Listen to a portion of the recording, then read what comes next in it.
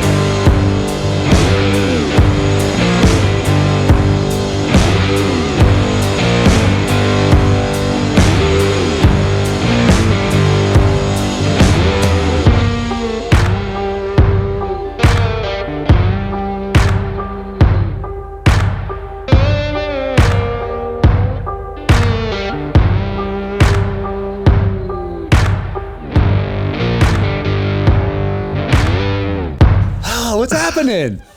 How are you doing? It's great to see you, man. Great to see you too. Why don't we just kick it off? Let's do it. Yeah. Where are you? I expected a different background. Did you expect, what background did you expect? Now I'm curious. I expected all Bond experience background, all the stuff in the background, the mannequins, all of the things. Ah, yes. You're talking about my studio downstairs. No, this is the slightly more mundane office, which is still, it's got artwork and James Bond everywhere. Would not disappoint. What's right behind you then? Is that so? This is a Japanese artist who also does James Bond posters. Who decided to immortalize me in this Japanese James Bond posters. Wow. Of which, the entire office is surrounded by them. Oh, that's fantastic. I love it. Oh man.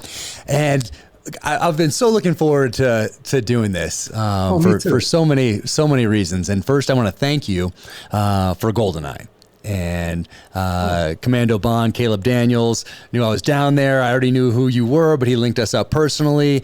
And I was at GoldenEye because I was starting to write my 007th novel down there, Red Sky Morning. And I wanted to go over and check out where Ian Fleming actually spent his time and wrote these books that have been so influential on me, to you, Bond community, the world in general, popular culture in general. And you made it happen. You made a call, and all of a sudden the doors opened. So thank you. Well, first of all, you're very welcome. It was my pleasure. GoldenEye, as you can attest to, it's one of these magical moments that transports you. And I obviously knew of your work. And as a writer, all I can imagine is you going on this amazing vacation to GoldenEye, this escape, and suddenly not be able to sit where the maestro sat, the very individual that spurred you on. And no, it needed to happen. Well, thank you so much. It was incredible. You're right there. So for people who don't know, GoldenEye is now a resort, but there is a part that you can still rent where Ian Fleming actually spent his time writing these novels, and you can kind of peek up, you can kind of like look and see it. But now I think they used to kind of give tours as part of the thing. I think maybe a long time ago, but they kind of cut that off. So only if you rent it or have the connection like you do can you work your way in. It was shut down to tours 2 weeks before you went. No way. Which made it very fun to do. You were literally the last person to get into there, even to date, unless you rent it. And for your audience, just as a FYI, and there's nothing wrong with this, this is what they charge and they get this, it is anywhere from $12,000 to $14,000 a night. Yeah. So we sort of wove our way through there appropriately. Thank you. And they let me spend all this time there, and it was just incredible. It was so incredible, and I have you to thank for that, so I sincerely appreciate it. Did it motivate, because now I'm curious, I'm almost going to quid pro quo you, did it motivate a particular part of the new book? Introducing the BCM Mark 15 timepiece. Rugged, purpose-built, American design, Swiss-made. engineered for precision and unwavering reliability. A flat sapphire crystal with dual-layer anti-reflective coating ensures clarity under any conditions. Its unidirectional 60-minute bezel delivers dependable performance when timing counts.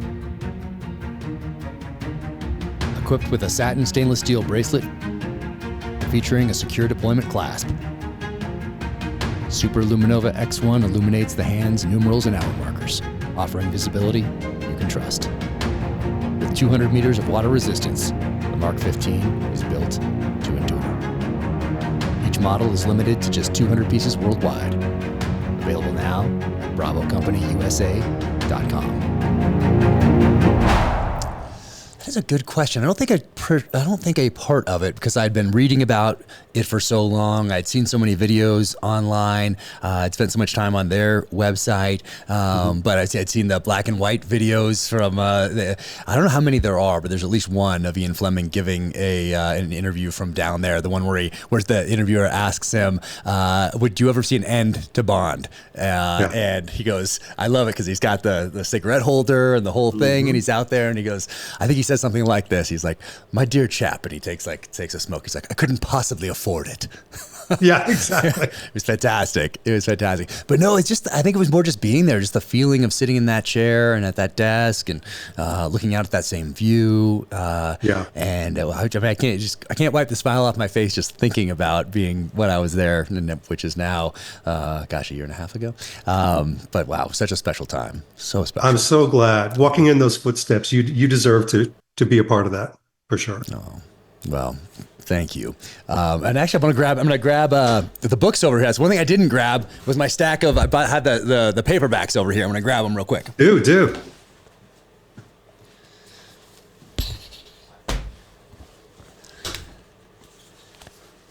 I meant to grab the paperbacks just in case we wanted to reference anything as we talk here. But I think the best way to kick things off after my thank you there is to ask you, man, what is going on with the Bond franchise right now? We just had the Wall Street Journal article that was it 2 weeks ago now? Fairly recent anyway, at the time of this recording, that talked about some friction between the two camps now that have some vested interest in Bond's future. And I think you did a video of it where you got to actually talk to, before the last Bond film came out, you guys had talked to Barbara Broccoli and Michael Wilson and talked to them in an interview for their promo. And what do you think? What's on the horizon? I guess what do you think is going to happen, and versus what you would like to see happen? Oh, and those could be very two different things. Yes. And by the way, thank you so much for not starting out small and going to the gigantic question in the room.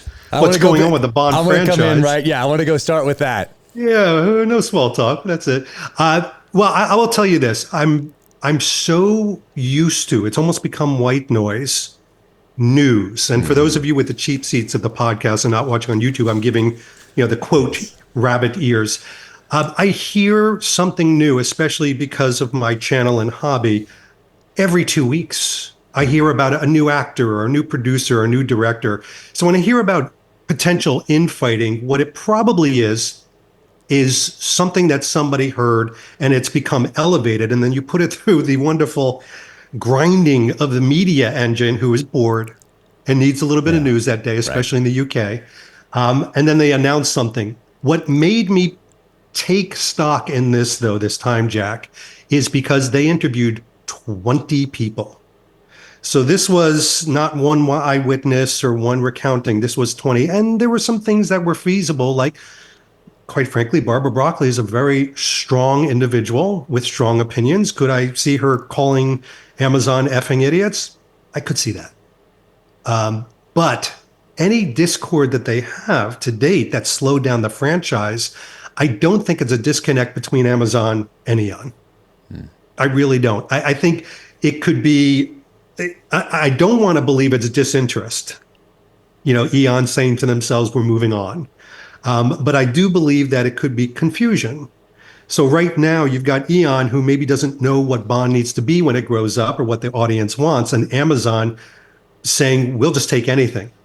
And that, to me, they're diametrically opposed to each other. Yeah. I mean, you can see how Amazon would want to explore the possibility of doing a Marvel type universe with the Bond franchise.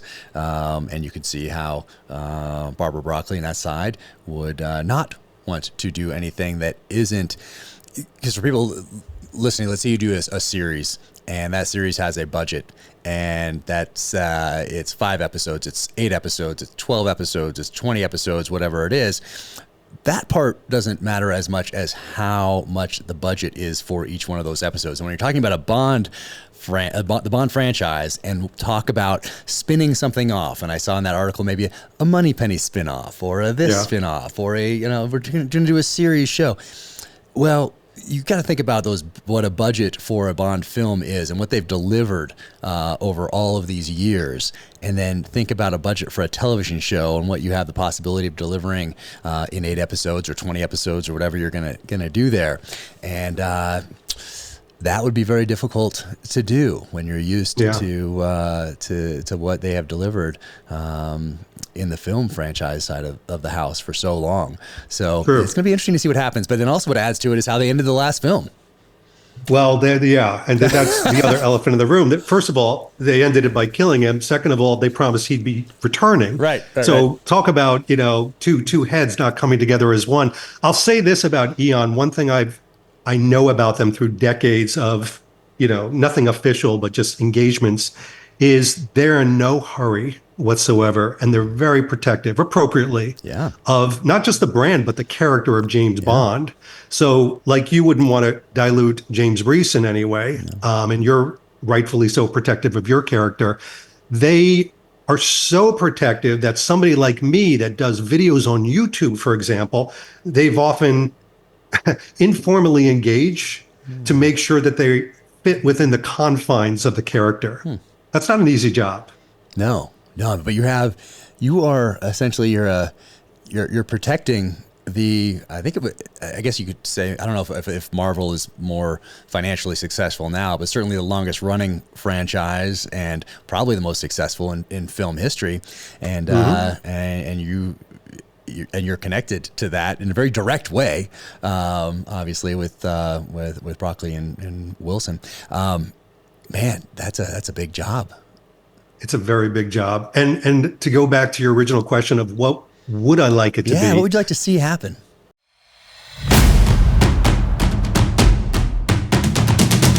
Hi, this is Jack Carr, and I wanted to talk about some of the weapons used in the pages of my Terminal List series. And we're to start with why it was important for me to include SIG P226, also in its variant known as the Mark 25, in my first novel, Terminal List.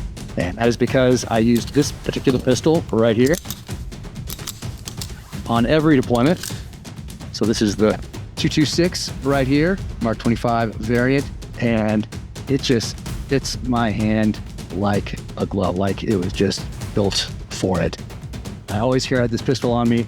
If I had to put down my long gun to go into a meeting or go somewhere where I wasn't supposed to be armed downrange in Iraq or Afghanistan or a couple other places around the world, then I always had SIG in a holster, concealed right there. And right here you can see there's a commemorative pistol that SIG has out this year for the 40th anniversary of the SIG P226. And this one right here is a number of edition that we did for the Terminal List. You can see right there on the top, it says Terminal List. It's just an important pistol to me, so it made sense to include in the novel, and it blows the conspiracy wide open. It's just one of those things that if you're not a gun guy, you just wouldn't understand. And in the TV show, you can see Chris Pratt and Taylor Kitsch starring as James Reese and Ben Edwards talking about this on the boat in episode 1, where the SIG P226 plays a major role. I don't buy it, man. No way. Boozer offs himself with this SIG. No way. Something you had to know about Boozer to understand. He would never have shot himself with a 9mm. An outsider, trying to make it look like a SEAL suicide, would find it convenient to use the same type of handgun that SEALs were issued.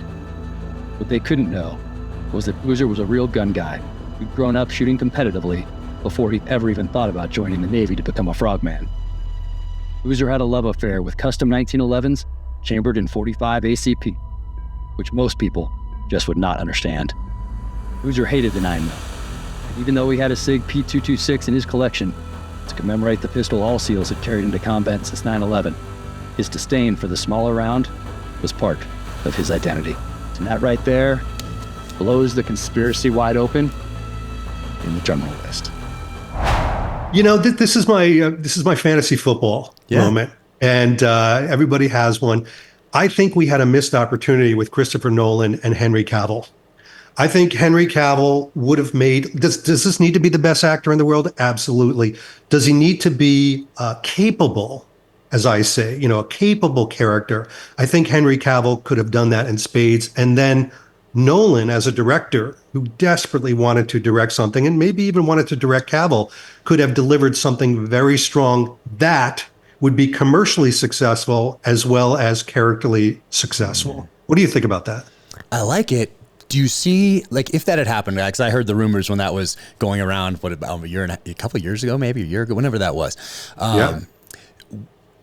Also, as part of that, I think what was attached to some of those rumors were that did he want to do a period piece, or was that people projecting on him? Okay. Projecting. Okay. Because I think that would be very interesting. I think I've heard that from Caleb Daniels first as well. Not positive where I heard it first. But regardless, I think that would be a good way to go, especially after the way they ended the last movie. And if you're looking at the Craig films as it's kind of their own entity in this broader kind of universe, it's a very interesting thing because there's not a parallel to it. But if you did it as period pieces and you go back to the 50s and you take the books, the time that they're written, post-war Europe, and you do them as period pieces, much more closely associated with the books than just grabbing the great titles and attaching to the films that sometimes have nothing to do with the actual books. But you go back to the source material, you go back to that original character, you go back to the books, and you do them as period pieces starting in 1953 or 1952 when it was written, and then came out in 1953, I believe. And you do them like that chronologically, and you work your way from 1952, 53 up to 1964, 65, when we have the posthumously published works. I'll tell you something. I would be first online for a period piece. Let me tell you the two major issues. Oh, there's a couple. There might be more. Yeah. There's probably more, but the two major ones that I've discussed, and some of these I've actually discussed with James Bond brands, some of which you're wearing right now, some of which I'm wearing right now, is number one, they receive so much, I'll call it investment revenue from brand product placement. Wow. That it would be very difficult to do. You would lose the cars in many cases, right? You would lose some of the style, the fashion, the watches, etc. You would lose so many things. You could go back to Rolex. You might, right? You might. But I think Omega has it pretty sealed up for the future. That's all I'll say. But you would lose all of that. The second thing is, and this would not do my heart well, I don't think it would do yours as well. You clearly, those are well-loved paperbacks that I see on your desk of James Bond.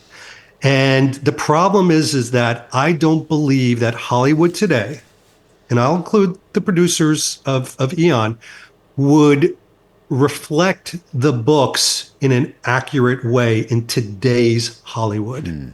I think you would get maybe a version of it, but I don't know if we as fans would be happy with the version that we would receive. Does that make sense? It does. And for those who know the Bond films and are just kind of more casual observers and don't go back to Dr. No film-wise or Russia with Love film-wise and kind of know the formula of Goldfinger onward, the books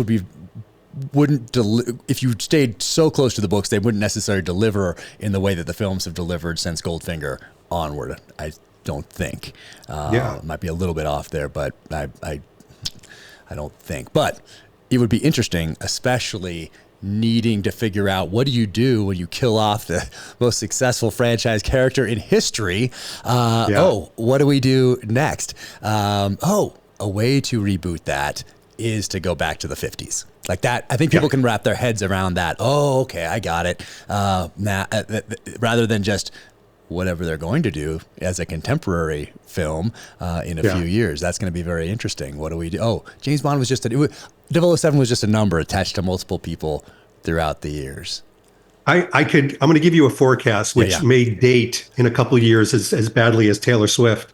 When it says staccato, it comes with a promise.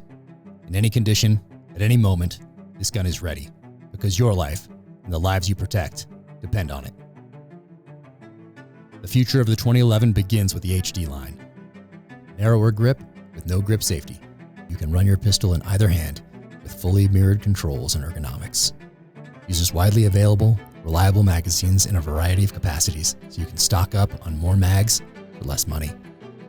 Allows common duty optics to be attached directly to the slide instead of to a plate. Staccato. Engineered for performance. Built for freedom.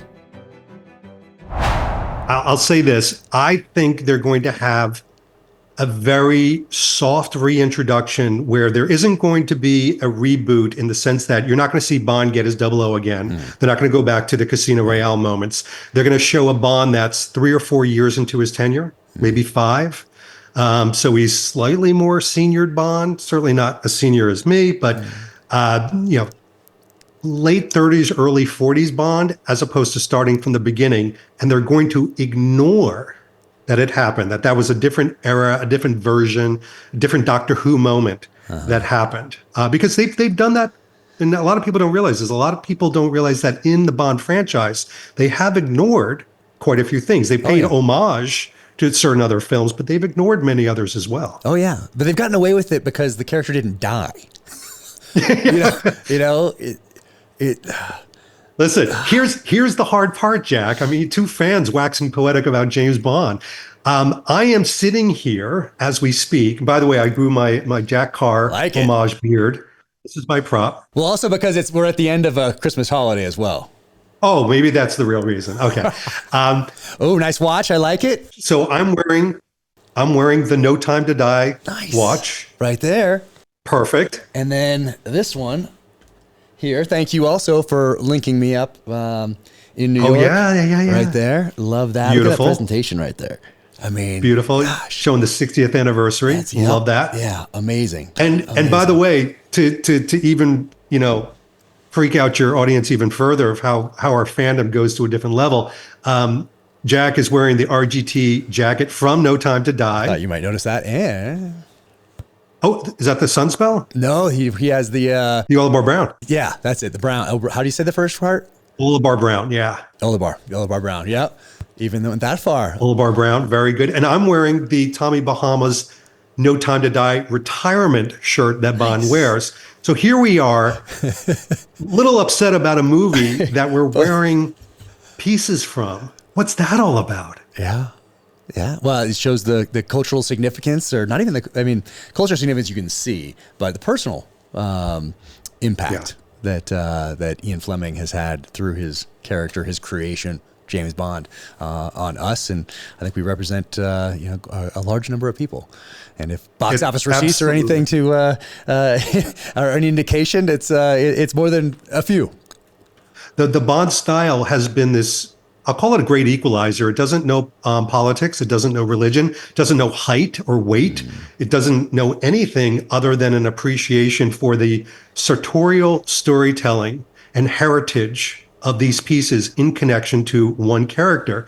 And I think you did such a beautiful job of paying this off in your latest book, Red Sky Morning, because there are so many, if you know, Easter egg moments, but you've always, in all of your books, you've gone back to really, like Fleming, exploring the brands and making people really feel like they're immersing themselves in the moment and the items. I mean, it really is such a descriptive way to do it. Thank you.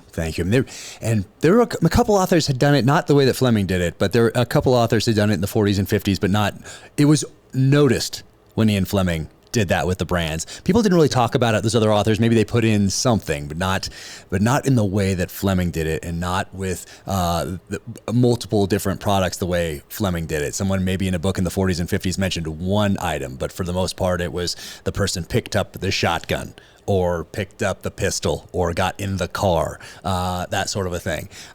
Looked at their watch. it wasn't necessarily looked at the Rolex or got in the Bentley blower with the supercharger, or all of those things, or carried the specific pistol, which got corrected later on. This is a 25, which I forget the exact story, but someone wrote to him that said that's a lady's gun, a lady's like purse gun, and so he switched over, and later we'd get this. But there's other pistols in the books as well that are specifically mentioned by name.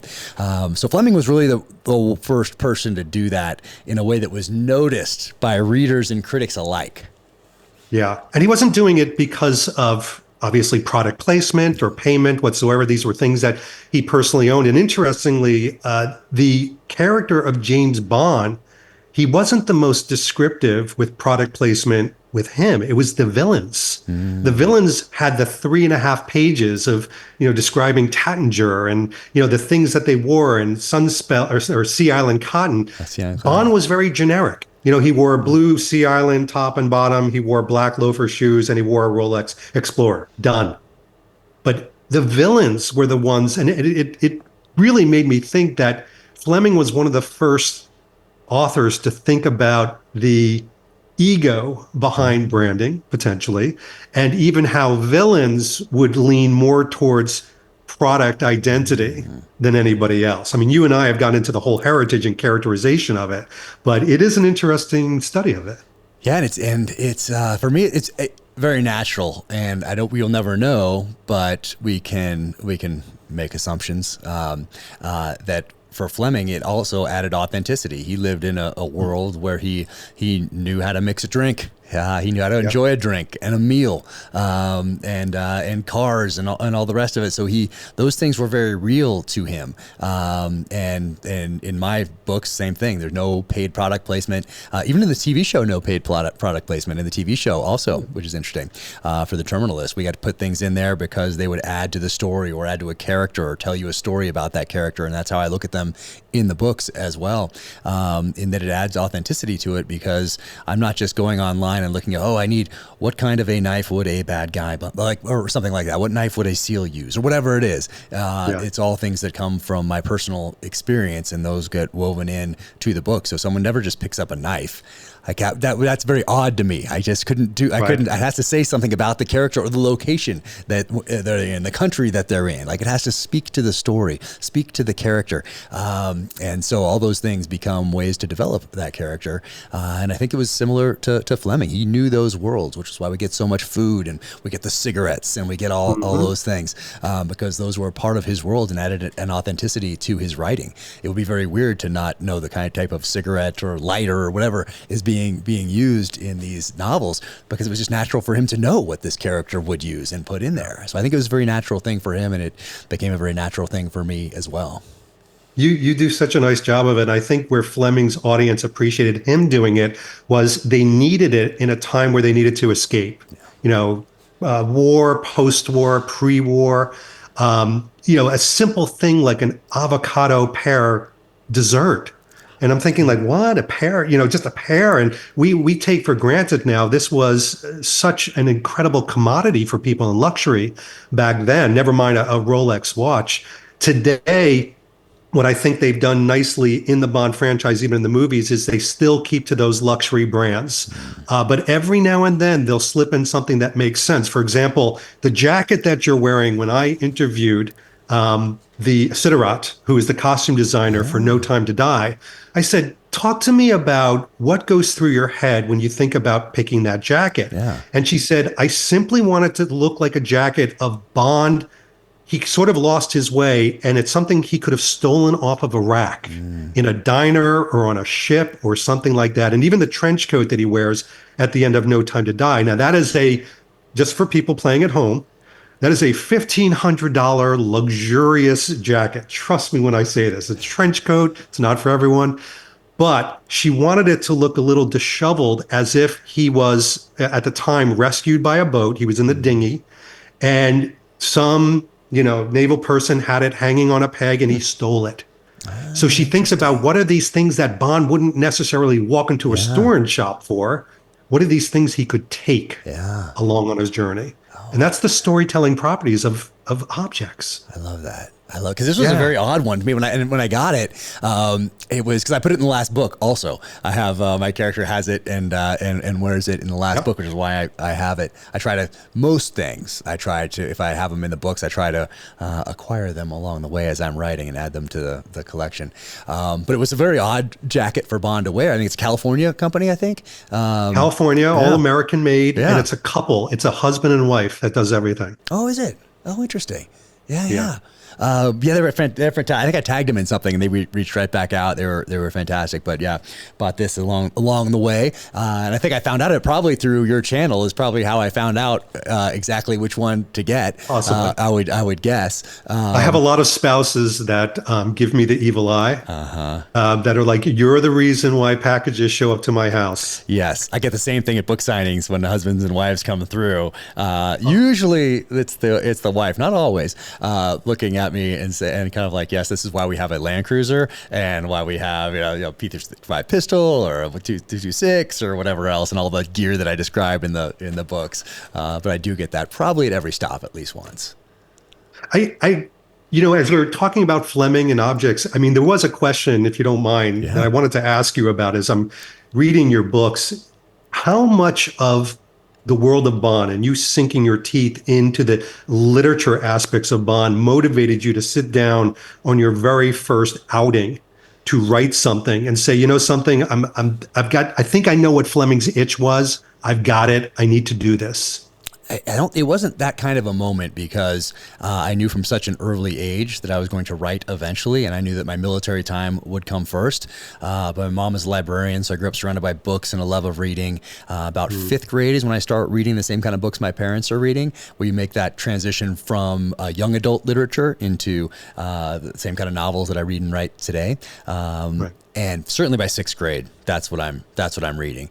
And I'm reading First Blood and Brotherhood of the Rose and Fraternity of the Stone, League of Night and Fog by David Morrell. And I'm reading the Nelson DeMille's of the day as contemporary thrillers. But then I'm going back and reading all those books that were on my parents' shelves or on the shelves of our cabin up in the mountains. And those were the Jean Le Carrés. Those were the Ken Folletts.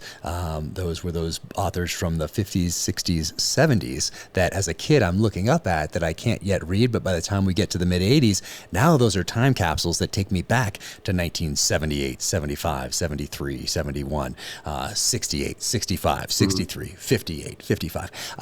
And so those are time capsules now. Now I'm reading those things not as contemporary thrillers because they're the ones that have been on the shelves, but the ones that I'm reading as contemporary thrillers are like the Tom Clancy's and the next David Morrell that comes out or the next Nelson DeMille that comes out, because those are the ones now I'm able to read those things. But of course, we have Ian Fleming, who has passed by that time, of course. So I'm going and reading those. And Le Carré at the time was still with us, but he had written books from the 60s, 70s, and into the 80s. So I'm reading both contemporary thrillers and those older ones, but I'm enjoying it so much that I know in the future I will write these kind of books. And I have this foundation of contemporary thrillers and then ones that take me back in time, like the Flemings and reading all of the Bond books and everything else that are now part of my experience and a part of my foundation that I will build upon later. But I'm reading them as a fan. I'm reading them because I love the magic in those pages. And by reading those books, watching the films, even watching TV shows of the day, all of those things are now a part of me, just like they're a part of everyone's experience, is a part of of who they are and make who they are today. So it wasn't necessarily me waking up one day and saying, this Bond book or Ian Fleming in particular are going to have motivated me to start this right now. It was more a sense of time, meaning I always knew I would write. I always knew I'd be a SEAL as I got to the end of that time in the SEAL teams, and it was time to move on. What am I going to do next? I already knew. I'm going to write. Not only do I already know that I'm going to write, I've already done all this work throughout my entire life at a time when I didn't look at it as work, building this foundation upon which to build. And I don't have to start now and go back and read Fleming and read Le Carré and read David Morrell and read Ludlum and I've already done all those things from the fan perspective, and which I think helps because you're not looking at it in a way that you're wasting bandwidth worried about why you're reading. You're only in those pages for the story. That's it. Not, oh, I'm going to read this book because I know I should read it because I want to do something similar, which is taking bandwidth away from this enjoyment of the story and how you're incorporating it into who you are as a person, as a reader. And so for me, it wasn't necessarily an aha moment, but Fleming has been part of my experience from my earliest memories, watching movies with my dad, reading the books, and so have all these other authors at the same time. So he's a significant part of that foundation, of course, because of the books and because of the films, obviously, that are have had such an impact on popular culture in general. So for me, he's a significant part of it because of that. Not necessarily because I pinpoint one and think, oh, I'm going to try to do that also. No, not quite like that. I hope people appreciate, because I do now, how important that journey is that you just recollected. Because I think some people write from creating data and research, right? They do the research, they get the data creates insights, the insights create the writing experience. You've come with all this experience of feeding and fueling as a fan on this literature, and Bond is one aspect of many. And then you put it through, obviously, your military filter, and what we have coming out of that is James Reese and all the adventures. I will say, though, the reason I asked that question, what motivated me is not every author that I've experienced or encountered writes fallible characters as well as you and Fleming. And I put you in the same regard. And I'll tell you what I mean by that is it's really hard to create a hero or anti-hero, however you want to view James Bond and James Reese, having this wonderful fallibility of being a human and making mistakes and not doing the right thing always, or from a morality standpoint, not doing, but doing the right thing as it's necessary to do. And I've defended James Bond, and maybe you've done this with James Reese. I've defended James Bond for as long as I've been a fan, especially now being in the eye of the public. When people come to me and go, oh, he's a murderer, he's an assassin, he's misogynistic, he's got these old world terms, he's a relic from the Cold War and all these things. And I say, well, but hold on a second. And then you talk about the fallibility of everyone as an individual. And I said, I have a trouble looking at Superman and saying to myself, you know what? He's relatable. I get him. What a day he's had. Nobody does that to Superman. Yeah. But to James Bond or James Reese or anything like that, there's a little mix of, oh, been there. And then that other mix of, he's such an incredibly capable character. Both Jameses, by the way, that you get this sort of emulation aspect going on. Oh, if I could have only done that, or if I could have that level of capability, that I could be more like that character. And I think the audience really gravitates to that. You do it so well. Oh, thank you. I really appreciate that. And I think another piece of it is, so I didn't think about this until recently, actually, when I went back and I didn't read the whole Shakespeare book because it's a very thick book and I was in the middle of writing, but I've certainly referenced it a lot during my, and I'm going to read the whole thing cover to cover eventually, but I would go to certain parts of it. And I know you have to interview him on your channel as well. So I got to watch that. That was fantastic. But I used a lot of that for some of the more nuanced portions of Red Sky Morning when I wanted to put things in there that only certain people would understand were references to Bond. I put a couple things in there that, yeah, if you've watched a few of the movies, you probably get. But there was a lot more in there that was only written for like you and Caleb Daniels and a few people in the Bond community. There's a lot in there that was just that. And I loved doing that. But I think also we have, and in doing that, I think I understood it before, but because I had been reading these books and watching the movies from such an early age, I didn't come to it at a time where it clicked that these are books of a certain time when they're still rationing in the UK and Europe. They're still rationing after World War II. That Bond is a veteran of World War II, as was Fleming. So I came to that understanding later.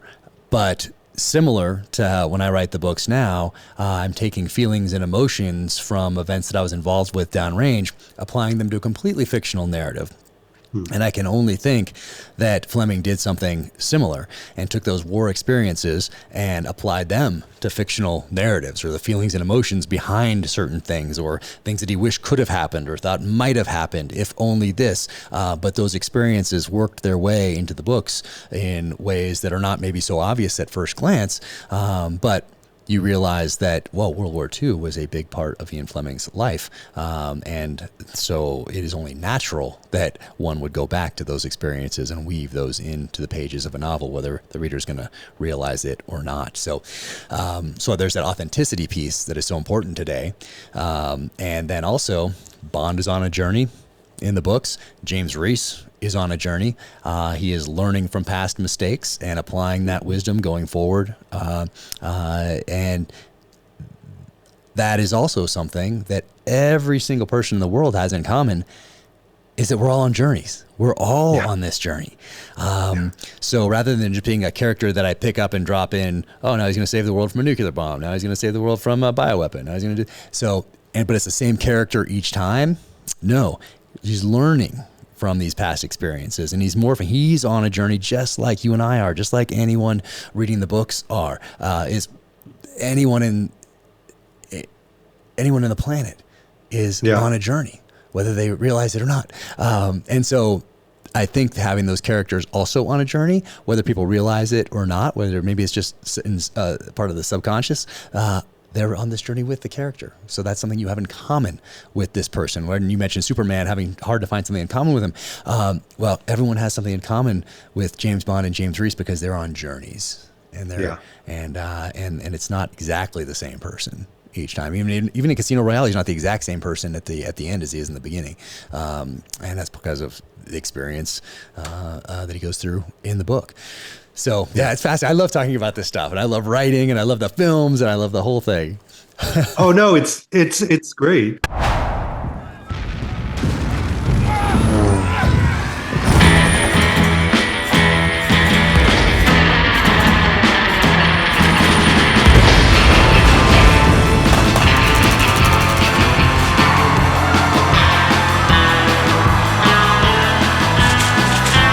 I shall not seek the nomination of my party for another term as your president.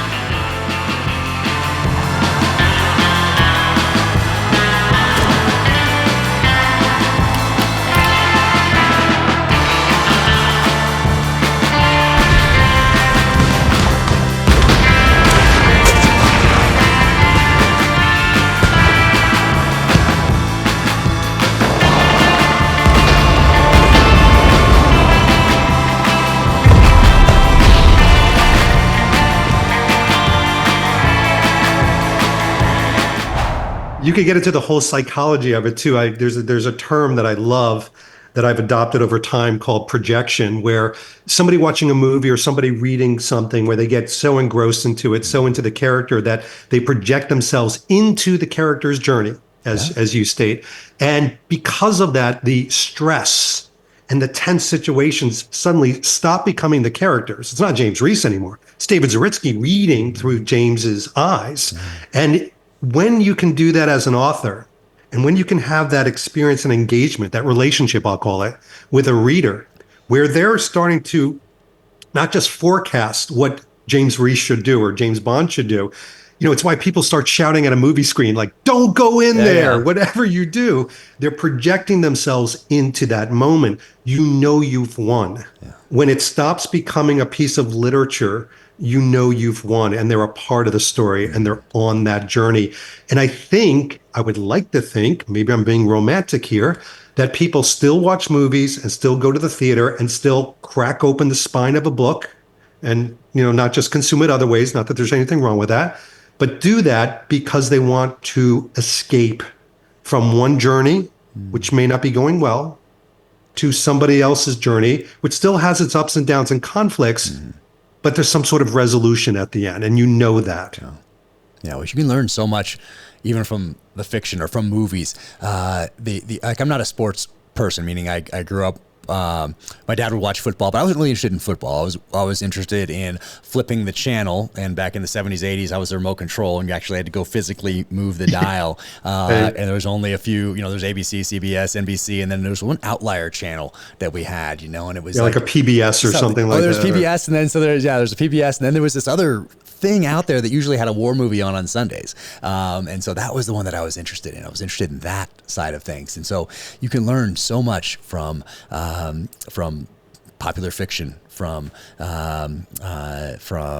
film and television, just because of maybe just a line, just one line in there, like, the Marshall Plan, like, how did this, what is it? Wonder what the Marshall Plan is here. I gotta look into that. I'm 9 years old, and I feel like the author is writing this in a way that assumes I should know, which means I'm going to go look up some more things about the Marshall Plan. But it's written in a way where, I understand that this is the rebuilding of post-war Europe. Like, I get it from the context, but I should probably know more about it. And and I love that Fleming did that. A lot of authors that I read growing up did that. I do that as well. But it's also helped make me the person that I am today. So it's interesting. There's Fleming gets a lot of heat, of course, from critics. It's very easy to like Jean le Carré. It's very easy to say that you love a Jean le Carré novel. It is as a critic, and let's say at a cocktail party or something like that. It's different when you say that you're a fan of Ian Fleming. In those same circles, there's a little bit of snobbery attached to it, kind of like the same people that say they only read nonfiction, or only read nonfiction. Like, that's the only place where you can learn something is from. That's why I spend my time only in nonfiction. So it's interesting. I was curious to get your thoughts on this as well. Do you sense that there's a little a snobbery attached to the literary world when it comes to Fleming versus Le Carré, or literary world in general, publishing in general? I mean, I'll do a quick. I agree with you, yes, but I'll expand on that and actually go back to the 50s when there was snobbery back then with Ian Fleming's books. They were considered total trash. Talk about pulp fiction for, horny schoolboys, they called it. That's all this is good for. That's right. Didn't they say that? Yeah. Was it The Guardian, or who said that? Who had the like 50% of the reviews when the first 2 or 3 books came out, they all said the same thing. Especially, Casino Royale comes out, their heads blew off, and Noel Coward, one of his best friends, artist and writer, etc., well accomplished playwright, said it was absolute dreck. And then even when it became successful, now you think success, which I don't know, culturally speaking, I think different geographies in the world have different. They have problem with success. Either you have people applaud you for the success, or there's jealousy for the success, or they try to rip people down. You get the whole gamut. In Ian Fleming's case, it was a little bit sad because even when he had financial success and the movies were starting to get made, they still called it, Ian's little cute little disgusting project. I think as we fast forward today, now this is, arguably one of the biggest fans in the world talking, so I'm going to be very biased with James Bond. I think it's gone up a level that if I crack open an Ian Fleming book on an airplane, nobody's going to look at me like it's porn. Nobody's going to look at me like, what a dastardly person. They're going to say, they're reading the literature, a James Bond book, which has been a part now of the zeitgeist of our culture. James Bond as a film is part of the zeitgeist. And even, I would like to say, outside of a small skirmish of individuals, the Connery movies have become classics. Like From Russia with Love, you could argue is right there with North by Northwest and some of the other classic films. Absolutely. So I think in some ways, happily, it's become more accepted. But in the literature realms, because my vocation is not James Bond, my vocation is the pharmaceutical world. If I was to go into a soiree and a very fancy party and everybody's going around talking about what they're reading and consuming, and if I said, I'm reading Dr. No, and I've got sand from Jamaica that's falling out of it. They'll look at me a little bit sideways. Which would have been different 10 years ago if you said you were reading a Le Carré. There we go. Yes. Yeah. But you're right. So times they do change. And then on top of that, not to make this even more of a dimensional conversation than it needs to be, um, nowadays you might even get, what version of James Bond are you reading? Are you reading the edited version or are you reading Yes. the non-edited There version? is that. There is that. I couldn't bring myself to get the new collection. I'll probably do it at some point and just kind of have it. Can you tell me why? Because there are those time machines. So for me, Yeah. it's a time machine back to 1953 in Casino Royale, and each one is a time machine back to that year. And so when you change it,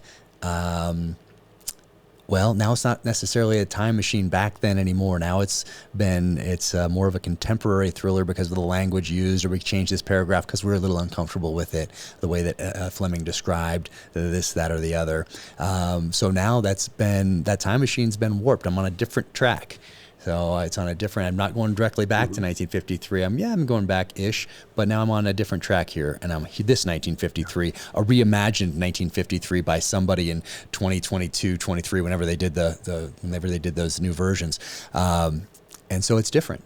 It's different. So I don't want to be manipulated by someone today when I'm going to primary source material, essentially, for my transport back to 1953. And that's what they've done. So that's my thing. Yeah, we're on the same page. Gosh, the way you describe it, and I think Stephen King may have stolen this from you as well, the whole time machine aspect of it.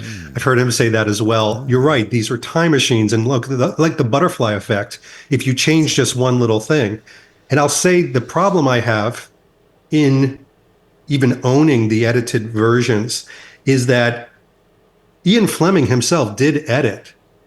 He did edit Live and Let Die. He edited it for the USA audience. But that was his decision. And they went through him and they okayed it and they did it. Okay. Ian Fleming's not around anymore. You obviously his custodians, his family, and I respect them as well.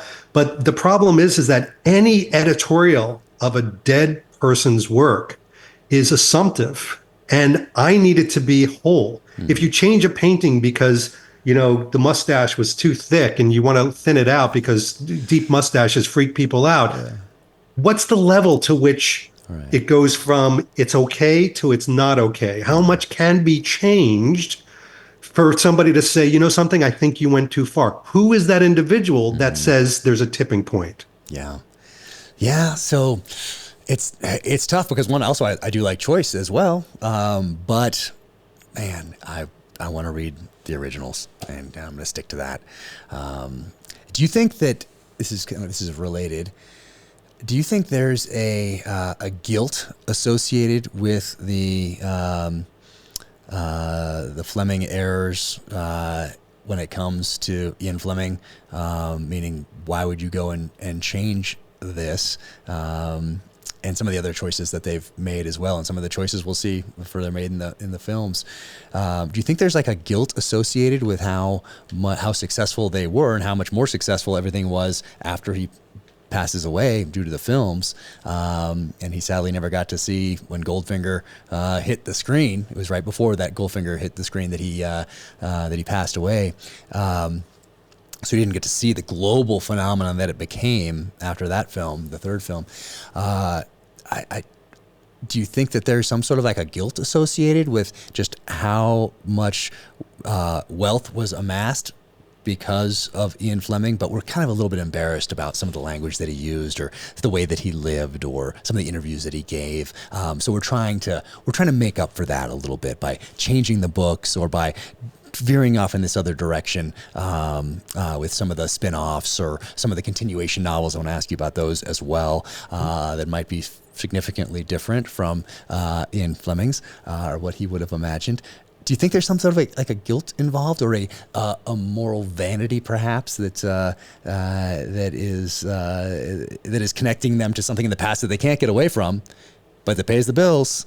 I don't know. The answer may surprise you. So I'd almost rather it be the family feeling guilty, let's say, or the custodians feeling guilty or not feeling like, oh, this represents who the family is today, as opposed to we need to change this for the audience. We need to change this for financial reasons because the new audience, the new readership is not going to stand for this. They won't read a book like this. Now, to that second version, I would say this. If somebody has an issue with what was in the Fleming books that they've changed, chances are they're not reading James Bond. They're not reading James Reese. They're just not. They're not gravitating to this. I think this is something, and again, I'm not going to get on a soapbox here, but there's something going on here in the arts in general, and I include movies. I include, again, plays that people believe there's this non-existing mysterious audience that wants it a certain way and refuses to have it tarnished. This fallibility that I keep saying. But to me, if it's guilt, then that's something very personal. That's a family decision that they're making. But I have a sneaking suspicion they're trying to make it so they open it up to new readers that would have never thought of reading a Fleming book otherwise. Or we have a psychologist in here and they could ask some questions and say, oh, is that just the excuse? Oh, I don't know.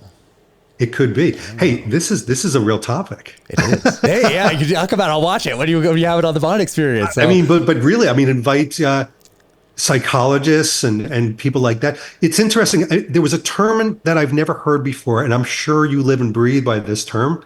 I'd love to get your opinion on it. But when this news broke that the Fleming Foundation was putting out these books, Fleming Publishing, and they said that they had gone through sensitivity readers. I had never heard that term before in my life. I have not heard what that. A sensitivity reader. Have you heard this? I have not heard that. Nope. Oh, I thought this was an industry term, perhaps. I mean, it's if it is, it's one that certainly no one's ever brought up to me. Probably for good reason. Or nor should they. They know how I'd react. From what I understand, they had sensitivity readers. I don't know who they were, what their background is, but that would be interesting to know what's the profile of a sensitivity reader that has to go through and determine which words are taken out versus which words are kept. Interesting. Oh, no, I have not heard that term. I'm going to ask my publisher about it, though. And I'll let you know what they say. But yeah, no one's ever brought that up to me. Make sure you put in all your contracts that you forbid them to be involved ever. Oh, they know better than to even ask. I think that's, that's interesting, though. And it's strange. And I feel so lucky also that I've never had anything suggested to me from New York Publishing about what I should do next or what I should change content-wise. Almost no content edits from New York. And no, I was on, maybe 4 years ago now. I was on I think it was like a Zoom panel with other authors, and they started talking about something called an editorial call. And I was like, I'm still the newest person on this panel, but things are going, well. And I'm kind of like nodding my head. And then I asked, what is an editorial call? I've never had one. And apparently it's when you sit down with your editor, maybe a couple other people, and they discuss what your next book's going to be about, what direction it's going to go, or the character is going to go, that sort of a thing. They can give their input to you as an author. None of that. I've never had a single, certainly not official, and not even anything unofficial, not even a hint from my agent, from my editor, publisher. 100% complete creative control. So I feel very fortunate in that respect. So yeah, no sensitivity readers. I almost feel like nowadays there should be a good housekeeping seal of approval on some books like yours. It says 100% organically grown. Yeah. Well, well, there's that. Unfiltered, unrestricted. Yeah. Yeah, there's that. And then one step further, even, or in parallel, I guess, would be this book was not created by AI. I do like that. Because in the future, it might be a question. Kind of like, remember when was it? Was it the late 80s when they started putting the explicit warning things on, on tapes and CDs and stuff? So something like that, but on a book, I think you should know as that consumer that if AI, so something other than the author's personal experience or whatever else lent itself to this story that you're about to spend hard-earned money on, and this trust that you've put in this author, you're trusting time to this author, you're never going to get that time back. But it'd be nice to know if AI helped in that creation. So I think having a little thing on there that says if it did or didn't might be useful to the customer, to the consumer, to the reader. I love that. I mean, they put all types of warnings. And by the way, if the Ian Fleming publications had put out two versions of the books, hey, here's the untarnished, unfiltered version.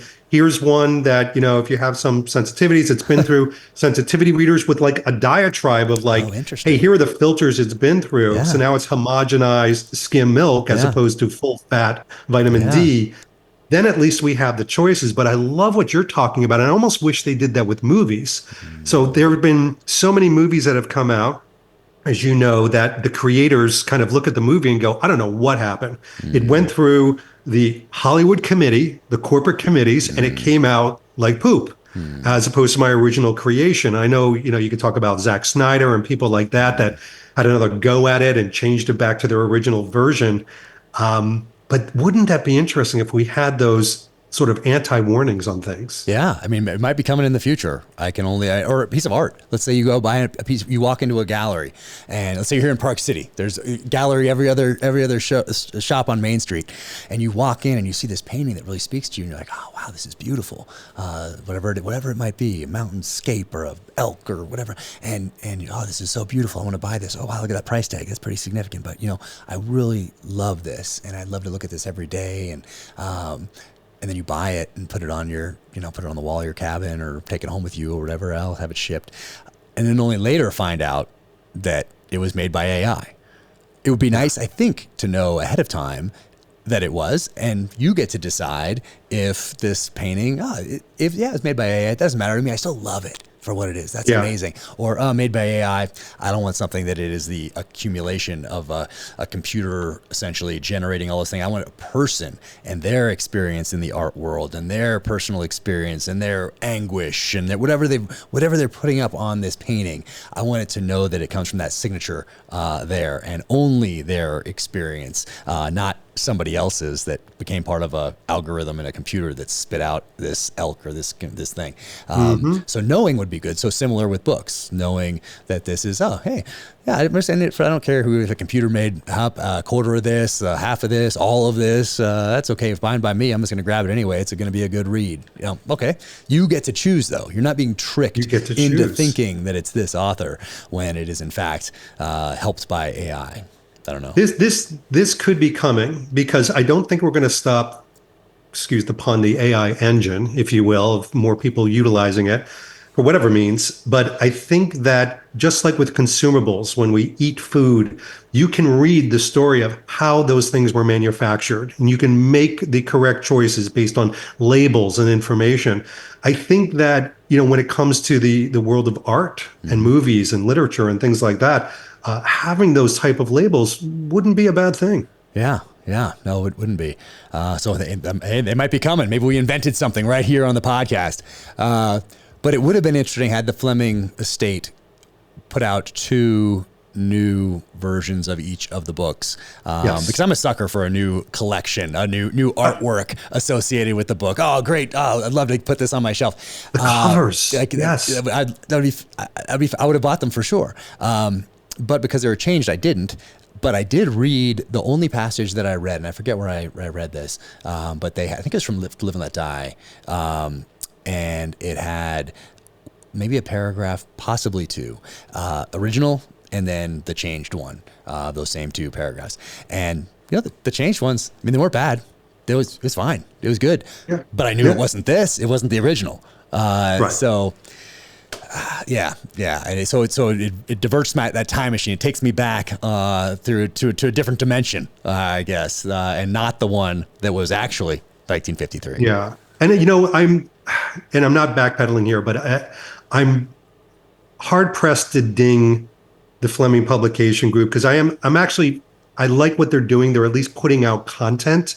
To tell you a very quick story, it's a literature story, so I think you'll get a kick out of it.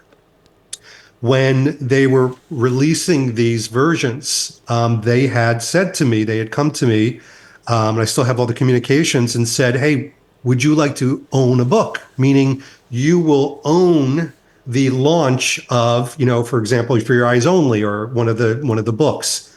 And I was like, that would be amazing. My channel would own a book to the world. That would just, it's big. It's just, and I became very excited. And they said, yeah, we've made some changes. And as soon as they said that, I said, I need you to supply me of all the changes in the book. To your point, I needed to say, is it a the to an and? Is it a T to an E? Oh, it was more than that. And I saw them and I made the choice. And I said, you know something? I'm afraid I'm not going to do the launch. Now, the ego part of me, the content creator part of me, would have loved to have been associated with the incoming publication launch of James Bond books out into the world again. But there was a part of me, the bigger part of me, that said, you know something? It just doesn't feel correct. And it was one of these things I did, and I don't know if I've even told that story publicly before this, but I did make a conscious choice not to do it. Oh, wow. Wow. Interesting. How did they take it? I think very well. I mean, I'm a fan of some of their stuff. It's not like they wrote a poison pen letter or anything like that, or they're a polite, organized group of individuals that I'm sure made their decisions based on whatever they felt was right, and I had to make my decisions based on what I felt was right. Yeah, yeah. No, it's interesting. Well, since we're talking about the books, so I have a lot of different versions. But I love the paperbacks. Like, this is one of my favorites right here. You Only Live Twice, that one right there. I love that paperback cover right there. So cool with the samurai on there. And I just love these old SIGINT versions right here. And like Thunderball is a great one too, right there. Just love that cover. So I grab these every time I see a complete set that looks like it's in good condition. I snatch them up. But of course we also have going back to earlier when you talked about the first book and the second book, and then we get up to here From Russia with Love, and we have Kennedy. Of course, yes. John F. Kennedy putting it on his. I think it was reading list. Was it in what? Was it in Life? What magazine was that in? It was like In Life magazine or People or something like that. We say the wrong one, we're going to get hate mail. So let's just say a very popular magazine. So you're smart. You go right. You go right. I know the game. Beginning. Yeah, exactly. But yeah, and even went so far as to say not only in a reading list, but on his nightstand. I mean, is there a photo of it? Do they have a photo of it on his nightstand? They don't have a photo of it, but they have quotes, that he said that. And what's amazing about that is the very reason why I think you like the paperbacks is why I like them. Number one, the portability, the artwork. The fact that you can throw it on a nightstand or throw it in a tote bag or throw it in a briefcase and just go places. Even, I don't know about you, maybe you're going to have me locked up after this, but the pulpy smell, the old smell of the pages, right? That's a thing, right? That's the same smell that was in our cabins, was attached to books as a kid. It takes me right back. I remember coming from school and going to my library, which who goes to a library anymore? And there was a smell of time and paper. Yeah. And what happens to paper over time. And these paperbacks, when you read them, it's this olfactory like nostalgia that comes into play. But I think Kennedy not only found connection to the character, and I don't think there were a couple people that are snarky and say, oh, it was probably a publicity thing. And I don't think so. I think it goes back to that emulation of capable individuals gravitating to capable individuals. That whole success begets success. And him realizing that this is a character that he can't do everything that he would like to do. But you know what? Bond's doing it. Yeah. So he can live sort of vicariously through that. Yeah. And is it true? Is that why we got From Russia with Love as the second movie? Because Kennedy suggested that it become the second movie? I think that's why it was put to the top. Yeah. I mean, and it became a classic, like you mentioned before, and one that stands on its own amongst movies of the day, not just as a James Bond movie, but as a movie of that time period before things really changed with Goldfinger. So, From Russia with Love, I probably growing up, we had the RCA video disc, and I meant to grab one to bring it in here to show you because I have most of the Bonds on video disc, and so that was the one that not a laser disc. Not that. No, this is a video disc from 1978, 79 time frame, which is like a record for those listening. So not a laser disc. It is a record that is, I think, read with I think a physical Leica record, because it would skip. So you'd had to put them in. You had about 35 minutes per side, and you'd put this thing in, and it's the size of a record. But you'd put it in the machine, and you pull out the plastic piece, and it would leave the record, the plastic disc inside, not laser disc. It'd leave this plastic disc inside. You'd watch it, and then you'd get to 35 minutes, and it would stop, and you'd have to go in, push this thing back into the machine, pull it out, flip it over, put it back in, pull out the plastic piece, leaving the record in there again. So that's where I saw most of my Bond films growing up, because we had the collection, up until the, mid '80s, whenever we moved on to Beta and then VHS or something like that.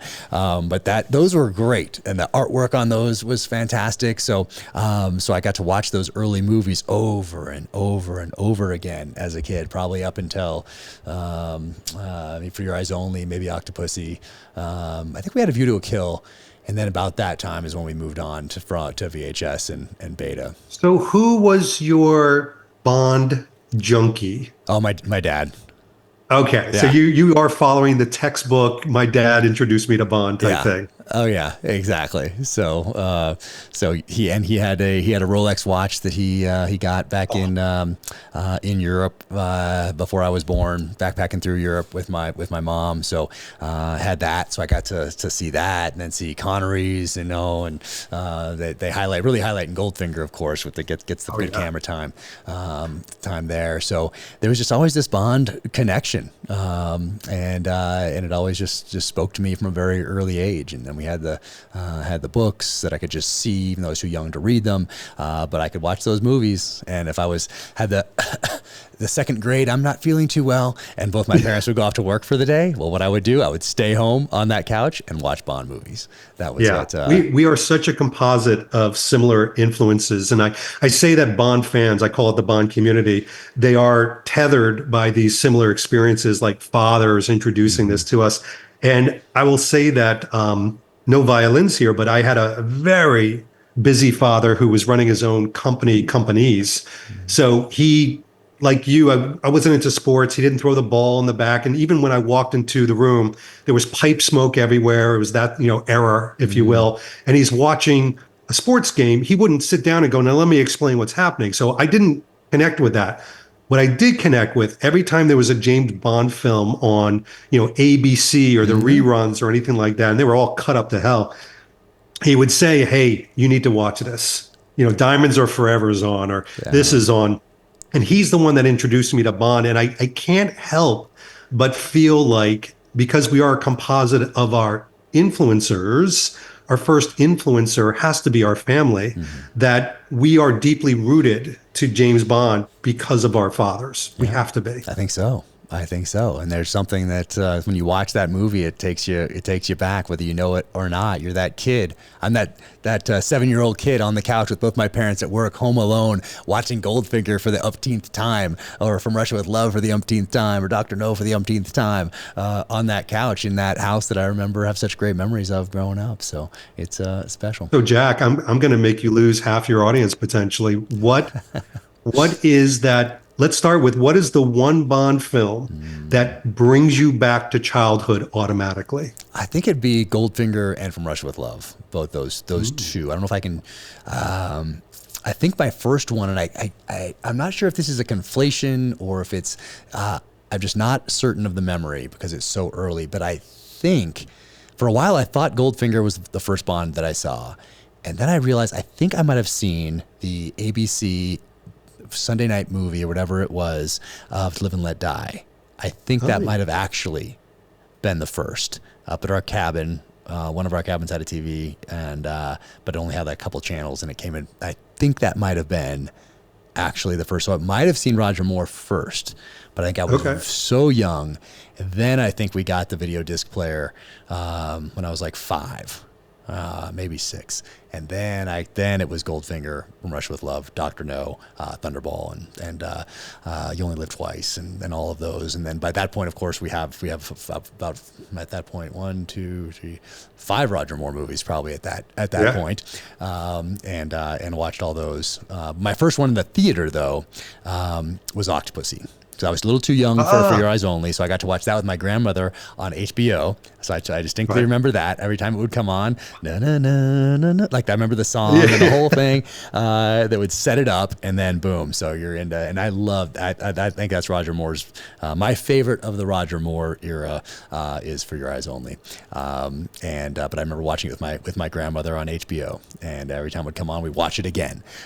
So by the time Octopussy comes out, now I'm old enough to go to the theater and see that. So the whole family went, and it was an event. I remember that one. And If You Do a Kill, I remember that one. I remember both of those, and Never Say Never Again, being events back in the 80s. And the whole family was there, and it was a big deal to go. And it wasn't just the first night. It was like, and it wasn't just opening weekend. It was like the first couple weeks of these movies being out, where they were events, and they were talked about in the paper, and there was, and everyone was there, and you'd see your friends were there, and the friends' families, and you're walking out, and another family is walking in to go see it next at the 9:30 show if you saw the 7 o'clock one or whatever it is.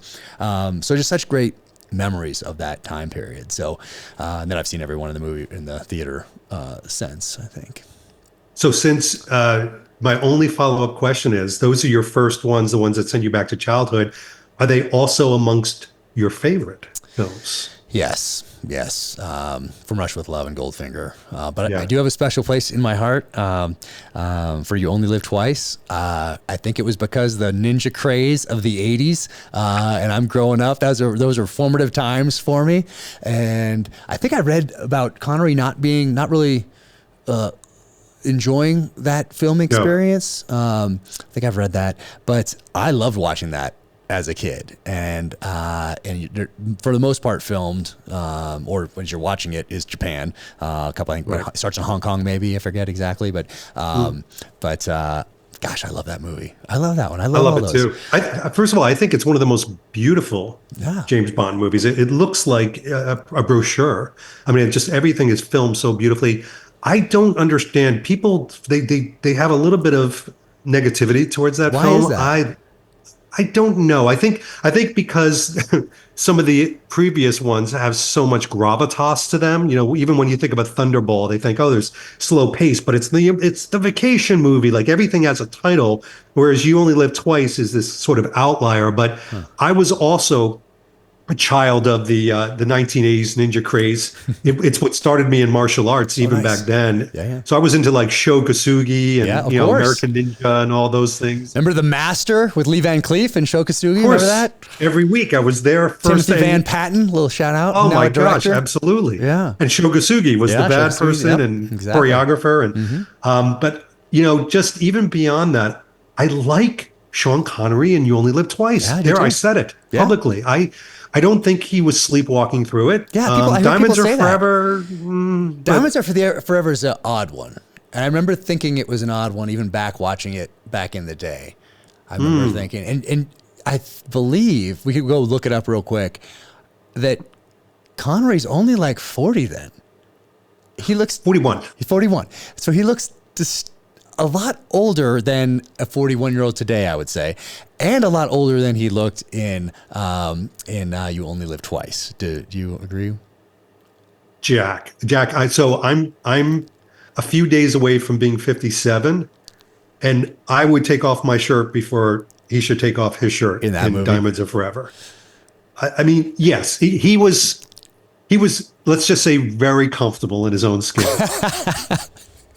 And weathered, very weathered. And I understand during that time period, people did look older. If you watched, oh gosh, you must have watched this growing up a little bit at least, but I've just been catching reruns during the Christmas break over the $6 Million Man. Oh, of course. And I'm watching these $6 Million Man episodes from the early 70s, mid 70s.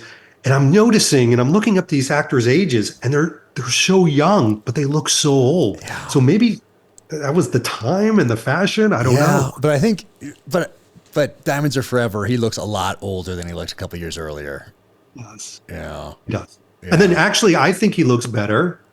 Correct me if I'm wrong. I think he looks better in Never Say Never Again. 100%. 100%.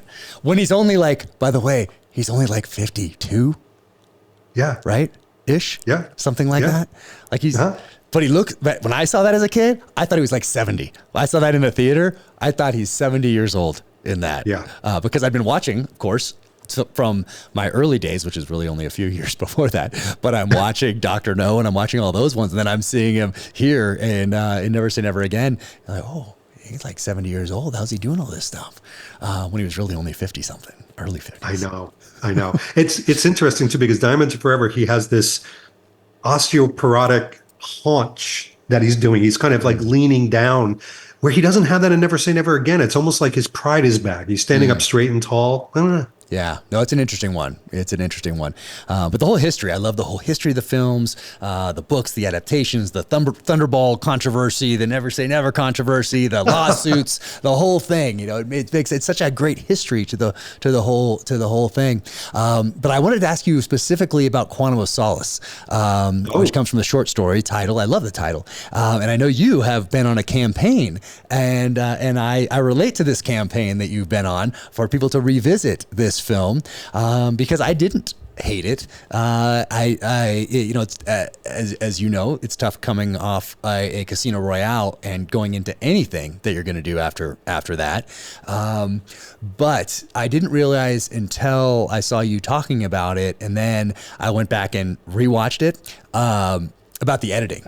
Because now that I'm in the Hollywood space and I have the shows and I'm doing all this stuff and I'm actually doing editing, I'm doing all that stuff, I went back and watched it with that eye.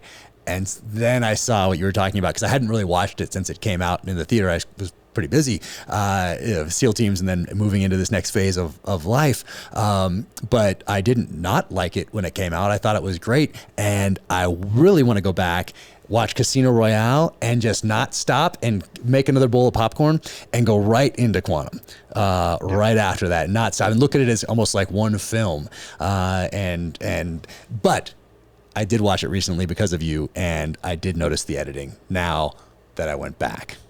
Well, first of all, let me take you off my list of the campaign. Jack didn't hate Quantum. Got it. I never hated it to begin with, but that's one down, only 50 million people to go. I will say this. It hasn't been a formal campaign, but it's turned into something where I have so much affection for so many aspects of James Bond. And it's a bit of a poster child to James Bond films in general, meaning if you loved A View to a Kill, you probably have an understanding that it is, it's a bit of a dark horse in the world of James Bond. It won't make most people's top 10 lists. In fact, it'll probably be in the bottom 5 for many people. But you love it that much more because it is the bullied child.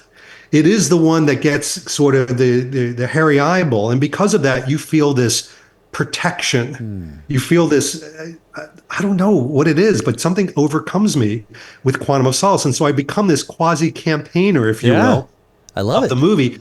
But deep down, I think it's a beautiful film. What I do like about it, and let's compare it to No Time to Die, because that's the easy one. It's Bond on a mission. He's on a mission. He is triumphant. He figures things out. He wins. He does some dastardly things, but he does it in the line of duty always. You know, he's got that emulation thing. He looks great. The style is unapproachable. The action is fantastic. Yeah. So what do we have? Well, we probably have a bad song, which the song's not great. It's a little clangy and things like that. We have some jarring editing. That is true. I mean, I have to give everybody that. Yeah. Right. The editing is confusing. And in fact, in Nolan's first Batman film, he decided to film all the action very close and in the dark. And I thought, my gosh, what a confusing thing to do to somebody trying to watch a film where you're trying to put them into the space. But for Quantum of Solace, Mark Forrester, he actually has a defense on the editing. For example, he's only had a couple of weeks, right? He only had a 6 weeks or something. It was timed, but he said that he did the editing on purpose. And the reason he said he did the car chase sort of accident on purpose is, he said, have you ever been in a car chase? Or have you ever been in a car accident? Yes or no, whatever your answer is. He goes, if you're in a car accident, you don't know which end is up. Things are happening, you are confused, and nothing makes sense. He goes, I wanted to immerse the audience member into a car accident that James Bond happens to get out of. The problem with that line of defense is he didn't stop that type of editing. I mean, he kind of kept it up until like the middle of the film. Yeah. Yeah, I'm very curious how they do it, because ours is very collaborative on the terminal list side of the house. There's all these different cuts, the director's cut, producer's cut, network cuts, multiple of each one of those things. Everyone's giving their notes in the executive producer team. Everyone's watching it, going back, watching it again, seeing which notes were incorporated, which ones they're all addressed some way, shape, or form. And the goal is to get the best product out that you possibly can. So I'm very curious how they edited that movie, how many people had input, how many people got to sign off on it. But in the recent watch, after I heard you talk about the editing, when he goes from the opera into the gunfight, I was kind of like, whoa, huh? When did this? And it's just all of a sudden type of the gun's out like this, I think. And like, what? Anyway, it was just, there were certain things like that. There's more questions than answers, I guess, when it comes to moving through that film. I know what I tell people, and I'll tell you this. I think in that 94-minute film, there's an amazing 120-minute movie. Yeah. And if somewhere on some editing floor is an amazing 2-hour James Bond movie. I don't know. Like, the opera scene was so well done and the action so well rehearsed. And if you see behind the scenes shots, you're like, if that was the movie, we wouldn't have to defend it. It was a transition from walking out of the thing into the gunfight. That was the one, because there's a music is a little bit different, which I'm okay with, but it was just semi choppy, I guess, abrupt. Yes. Taking us on that journey with him. All of a sudden, we're like, wait, what? Huh? How did this happen? Your popcorn technique, by the way, of going from one movie to another is an experiment that all your listeners should do. My only suggestion is when Bond is rescuing Vesper in Casino Royale, that's when you make your bowl of popcorn. Okay. Don't do it in between movies. You'll lose the inertia. You'll lose it. Okay. Good to know. Good tip. Good tip. I love it. And I also found myself wondering when I rewatched it because of you recently, how Bond just gets backstage. And it's not only this one. I think Mission Impossible does it in one of them as well, where all of a sudden they're just like backstage at the opera, and walking around like no big deal. I don't know. I've never walked backstage like that at an opera. I guess you just open a door and you start walking around like you own it. Maybe. But you just find your way. Yeah. I mean, the guy does get that guy in the bathroom before and gets like the ID or something from that guy, maybe. But still a little bit more, maybe. But it was interesting hearing you talk about it, so I had to go rewatch it and well, I appreciate that. For all us quantum lovers, thank you. And there was some great thing. Also, what I really appreciated, and I noticed it the first time because I remember when I watched it this time, thinking, oh yeah, now I remember this from the first time. There were some nods back to previous eras of Bond, and of course we get the girl covered in oil this time, not gold. And some people could say, they're just rehashing this thing. Don't they have any new ideas? Or it's a nod to the past, which I like and appreciate. And then when he's on the roof, and the guy falls off the roof after they put.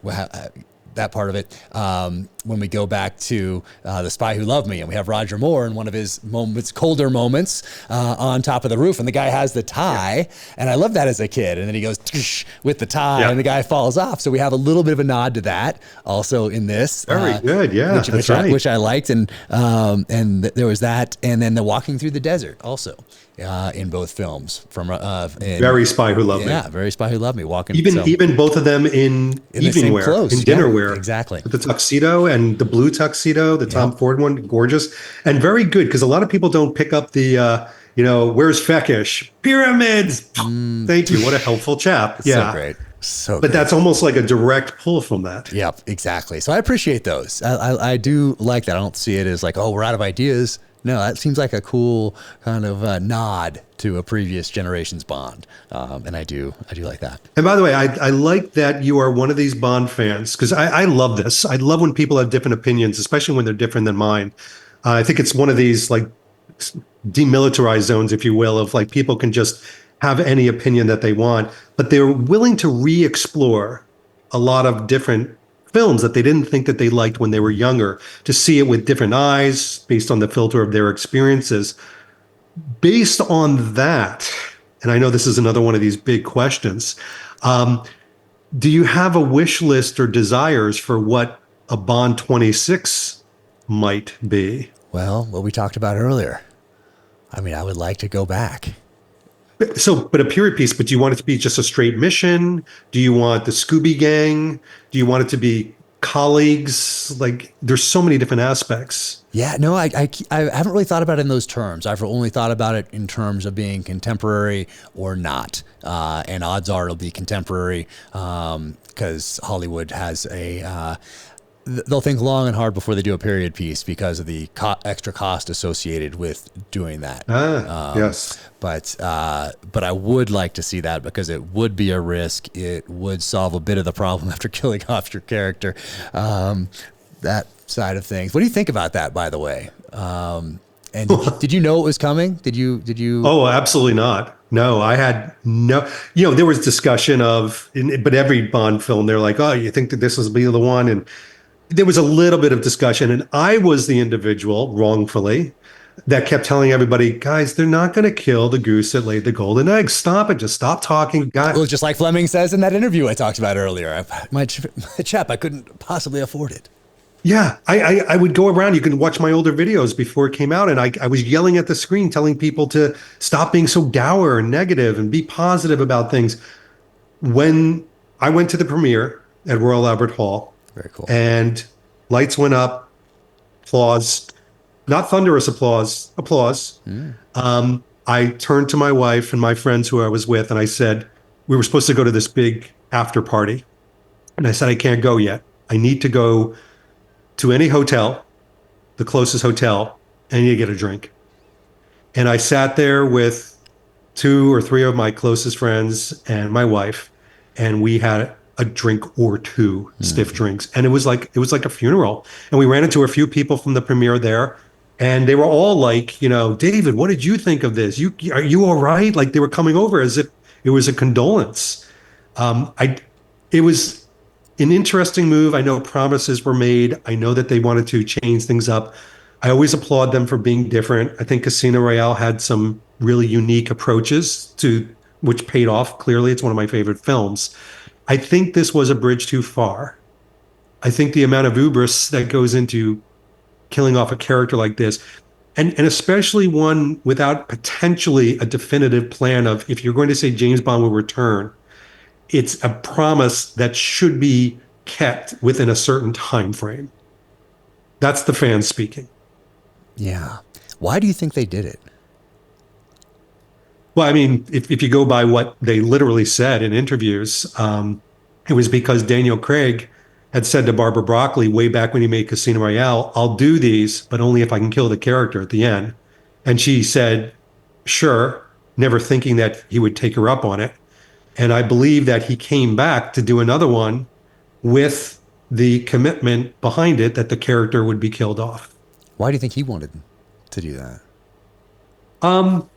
Again, we have to bring that psychologist in, but yeah. So it seems like an odd thing to lead with if you're being offered one of the greatest roles in cinema history. I'd love to believe, and I actually think Daniel Craig is a nice guy. I've met him. I've interviewed him. He's a good person. Yeah. But I think this was an artistic move. I think he wanted to do something very unique and different. What else could they do now? They would just make another Bond adventure to him. But if they killed off the character, it would have this heaviness. They would have a historical nature to it. And he gets a distinct beginning, middle, and end to a run. That's it. He has an arc. And you know something? Winner, winner, chicken dinner. They call it now in the Bond community the Daniel Craig arc. That it's this separate, this video disc. Yeah, which helps maybe get them out of the conundrum that they're now in, having killed off their character. I think so. Now, from a business standpoint, that's the fan point. From a business standpoint, boy, I can't. It's such a well-organized company, and I can't believe that they went into this not thinking like, okay, guys, curtain's going to go up. He's dead. We say James Bond will return. what's the next stage? What's phase two of this, two-phased approach? So I'm not too sure what's transpired because that was 4 years ago. Yeah. Yeah. So yeah, it's so interesting. 5 years ago. Yeah. I find it so interesting. Unfortunately, they also bought back the one affordable Aston Martin and made it unaffordable again, the V8 Volante. That's the one that I would, because you could find one that wasn't crazy for a long time. And now I don't think you can because they brought it back. And I was. Is that your sweet tooth Bond car? No, I mean, obviously you go to DB5, but if one cannot afford the DB5 yet, then that is a good one to have in your quiver of Aston Martins, especially as a starter, I think. And I want to talk to you about yours as well. But it's also such a distinct look for that for that period of car because it comes from the mid '80s. And it's such a muscle car, and it's such a kind of a different thing. And we have Timothy Dalton for just 2 films, and he's in that car for the first one, and it was a different look, but it was still obviously very Bond, and I just loved it. And Timothy Dalton, he was a badass Bond that I believe he's grown in appreciation. He certainly has with many fans, right? Certainly has. Yep, I remember the reviews because I was reading everything I could all my life, and especially if it had anything to do with Bond, I'm reading that. And I remember the reviews that came out when his first the film came out, The Living Daylights, and they said things along the lines of this could be any movie. The character's just called Bond. Is any action movie now, and they just called the character Bond. I remember that distinctly, and think, well, not really, but I think he's definitely grown in appreciation from Bond fans over the years, and I wish we got a third. And people go, but Pierce Brosnan was so good in GoldenEye. Yes, true, but it wouldn't have been GoldenEye. It would have been those interim years where we're dealing with some legal issues and all the rest of it. So it would have been a 1992 Bond. Instead of a 1995. They had not one, but 2 scripts. I've read part of one of the scripts. Was it called Property of a Lady? No, but one of the scripts was about robots. And almost like, what was the film with Tom Selleck? And there were these little robots. Oh, the early days. Yeah. I can picture the VHS box right now. And he had a really cool gun, he had too. The gun thing up there. Yeah. I know exactly what you mean. It was something like that, like almost like nanobot type, robot type things. That was one of the scripts. And the other script was sort of like another composite, but more of a mission, because License to Kill, which is the one that you're quoting that quote from, people thought it felt like Lethal Weapon with this James Bond character. But that's because the editors, the cinematographer, the musicians were all from the Lethal Weapon films. Interesting. So it had a sign of the times as far as that was concerned. But I would have loved a third Dalton film. A third Dalton would have been fantastic. I wish we'd gotten that. And then people can look at Property of a Lady. I think there's some stuff you can find out online about that and where that comes from. And it would have been just great to have a third one with him. That would have been absolutely fantastic. And let's talk about your car. When did you get the car? How long have you had the car? Because people understand, I think the clothes and the things that you have in the background of the show, but then you have the car and people think, wow, he's really into this. Yeah, I have the Aston Martin Vantage. It's from 2006, the year of Casino Royale. Correct color, correct scheme, inside, outside, the whole 9 yards. And I've had the car for about 6 years. It only has about 16,000 miles on it, hardly anything. Okay. But this was happily my wife who encouraged me to get this car. We were traveling around in California and we passed an Aston Martin dealership. And she said, you've always wanted to test drive an Aston Martin. And I said to her, honestly, that's the worst tease that you could give a James Bond fan. Put them in this car and then rip it from them at the end of the day. And she goes, well, why don't you just test drove it? And I loved it. Of course I did. Pacific Coast Highway, driving an Aston Martin. I mean, yeah. Anything better? Yeah. So I come back in and she goes, do you want it? It's about your birthday. And we could afford it. And right then and there, we purchased the car and it was delivered 2 weeks later on this great platform truck with pomp and circumstance in front of my house. And so great. I can honestly say the allure and specialness of having a James Bond vehicle in your garage when you walk out and you see your daily drivers, and then there's that car that's a James Bond car. It never loses its specialness, Oh, that's awesome. ever. I love it. I love it. It's like therapy. Yeah, yeah. Oh, they're on my list. They're on my list. Certainly. What about, is it called the Q car? Who are those guys in Canada that built the DB5 replica with all a couple of years ago they started talking about it. Oh, do you mean the official group that did this? I think so, isn't it? Didn't they do one like but it's all fabricated sense. It's not like a resto mod or anything like that. I think it's all like hand built, kind of to look. It looks like the DB5 and the movie, and has all the stuff in it. And I think it was like $1 million. It was almost like a Kickstarter campaign. It seemed like to me anyway. Like kind of maybe give your $1 million in the hopes that we actually make this one day. But I think they did it, right? There was a continuation model from Goldfinger that had all the parts and pieces and gadgets in there, made by a company out of London called Aston Martin Works. Okay. And they made this continuation vehicle that was $3.5 million a piece. Okay.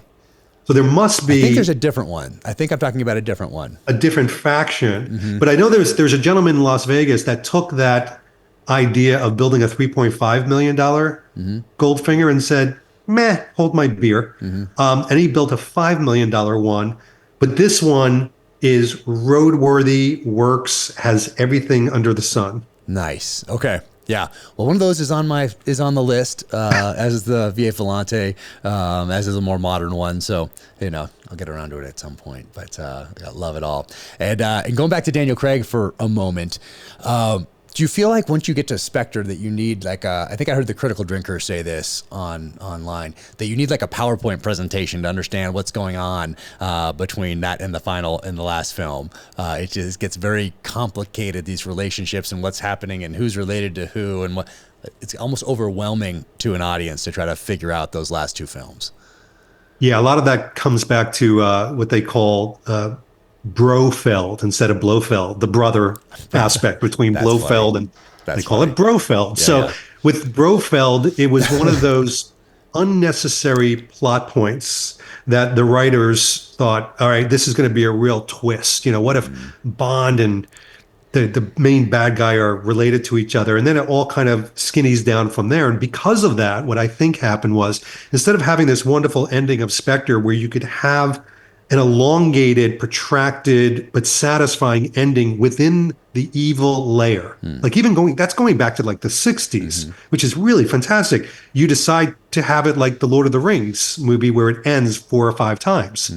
You have the evil villain layer, which you're there for a cup of coffee. Then you have another London layer. Then you have an explosion. Then you have, another at the end of the film. It's a bridge too far. Yeah. And it did confuse people, I think. And then it's confusing. Of course, you pick up No Time to Die, and the No Time to Die is a bit of the Godfather of films. They're killing everybody. Blofeld, and they're killing Felix, and they're killing, the mother, and they're killing Bond. Yeah. Just went on. It was a lot. It was a lot to deal with. No doubt. And go back to Quantum for a moment. I do like the Bond M relationship in Quantum.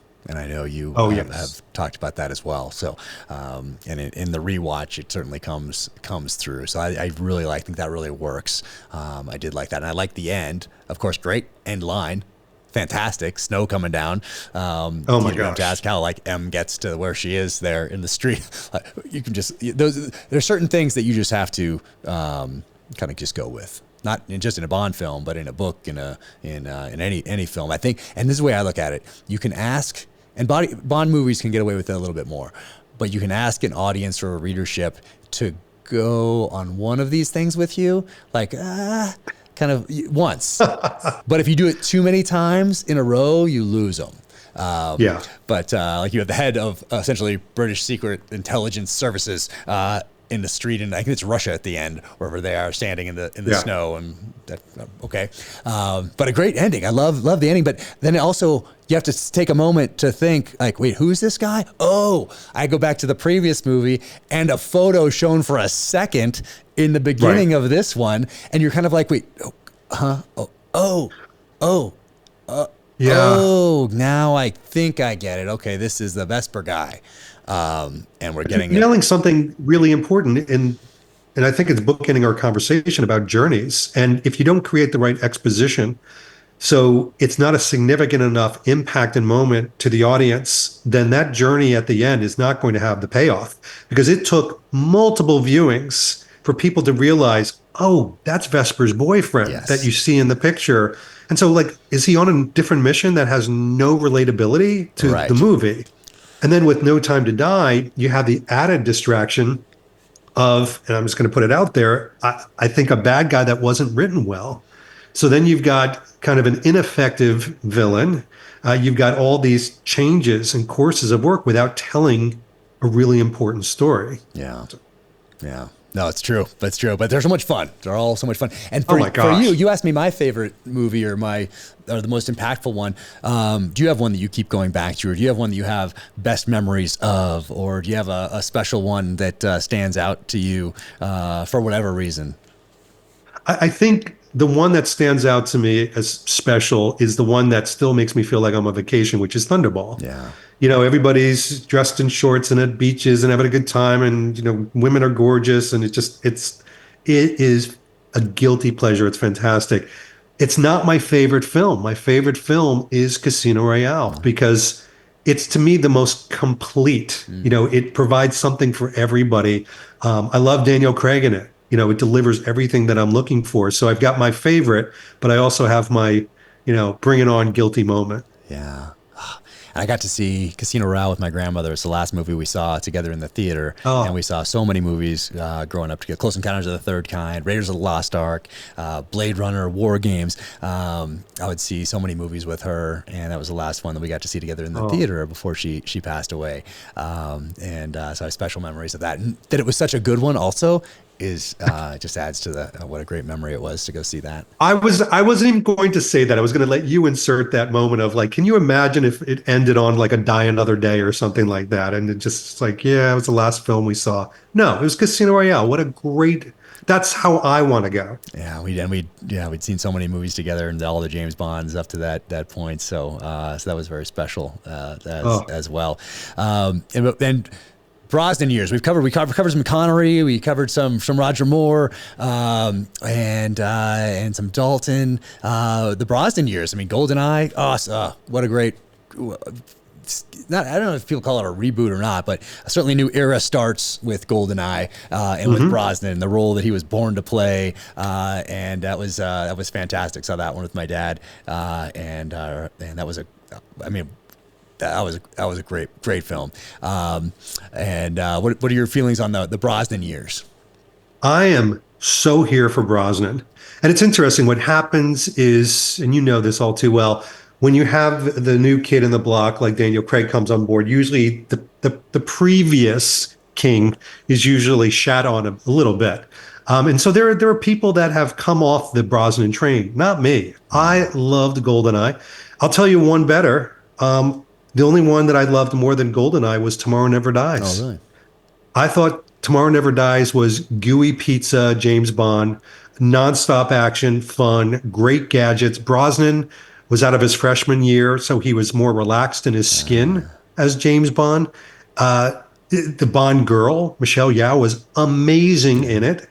And just everything about it just connected. And I like The World Is Not Enough. I think that is, to me, I see The World Is Not Enough as almost like the From Russia with Love, but Pierce Brosnan, in that it's a good spy film that has good exposition, good storytelling, good characters. Oh, you know what?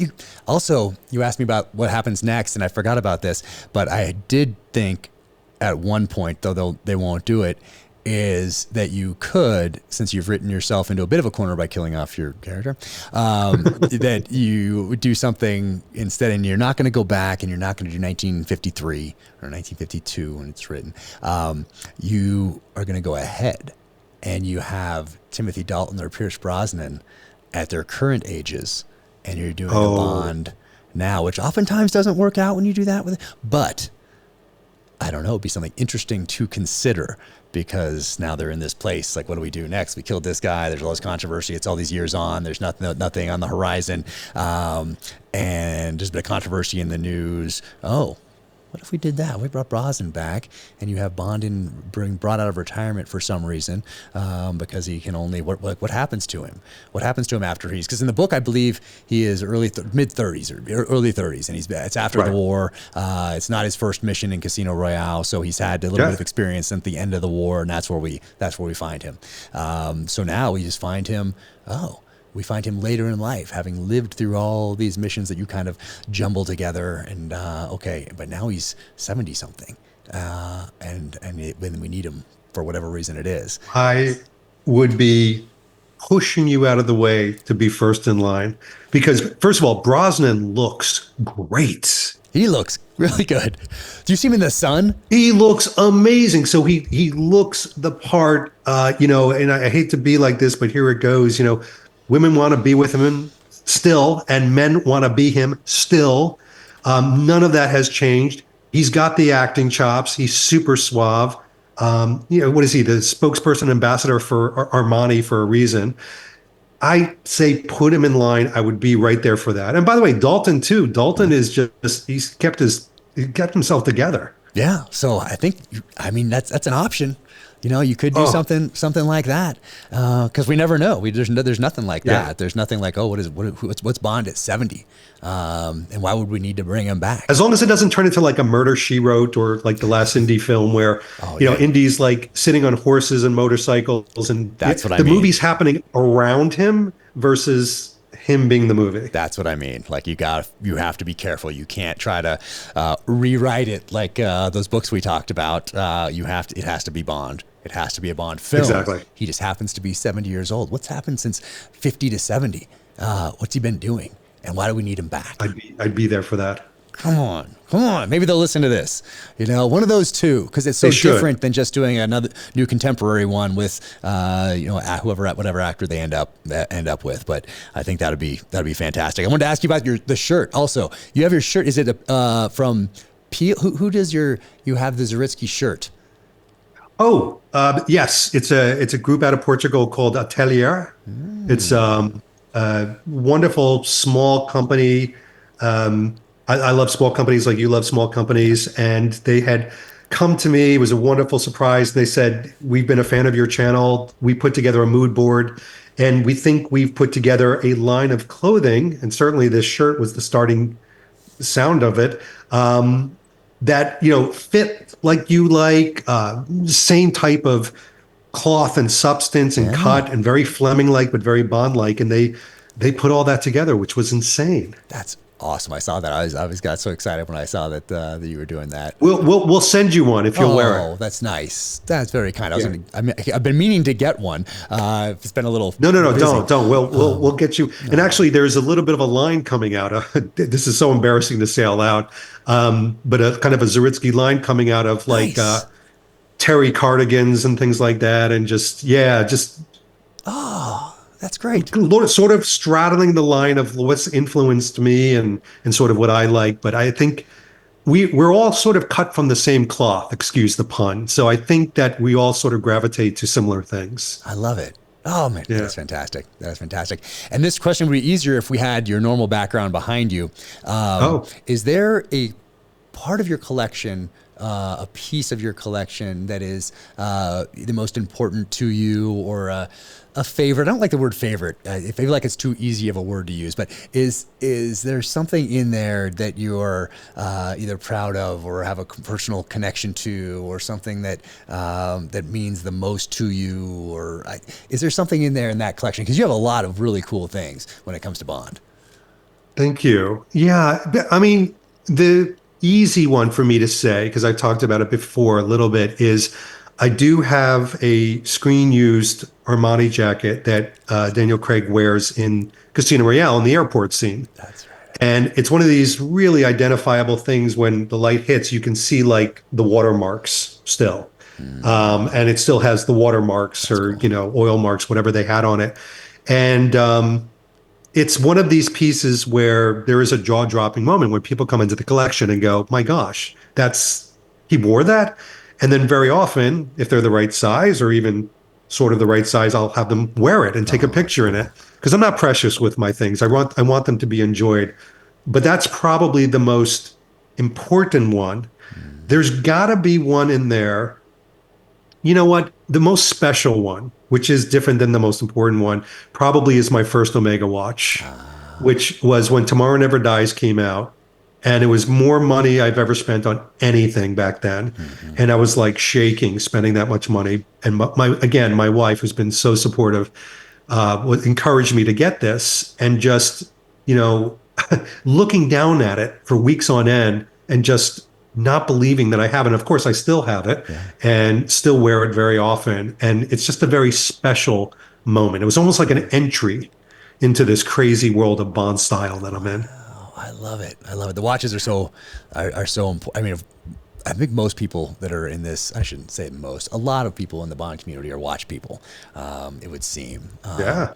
and the evolution of watches over time, and which one was Connery really wearing there, and that sort of a thing. And then obviously Yeah. we know the Goldfinger one, but it's also fascinating. Then we get to the '70s, and it's also so great. This one actually, so this one is. And where did you get your first one? Did you get it in New York?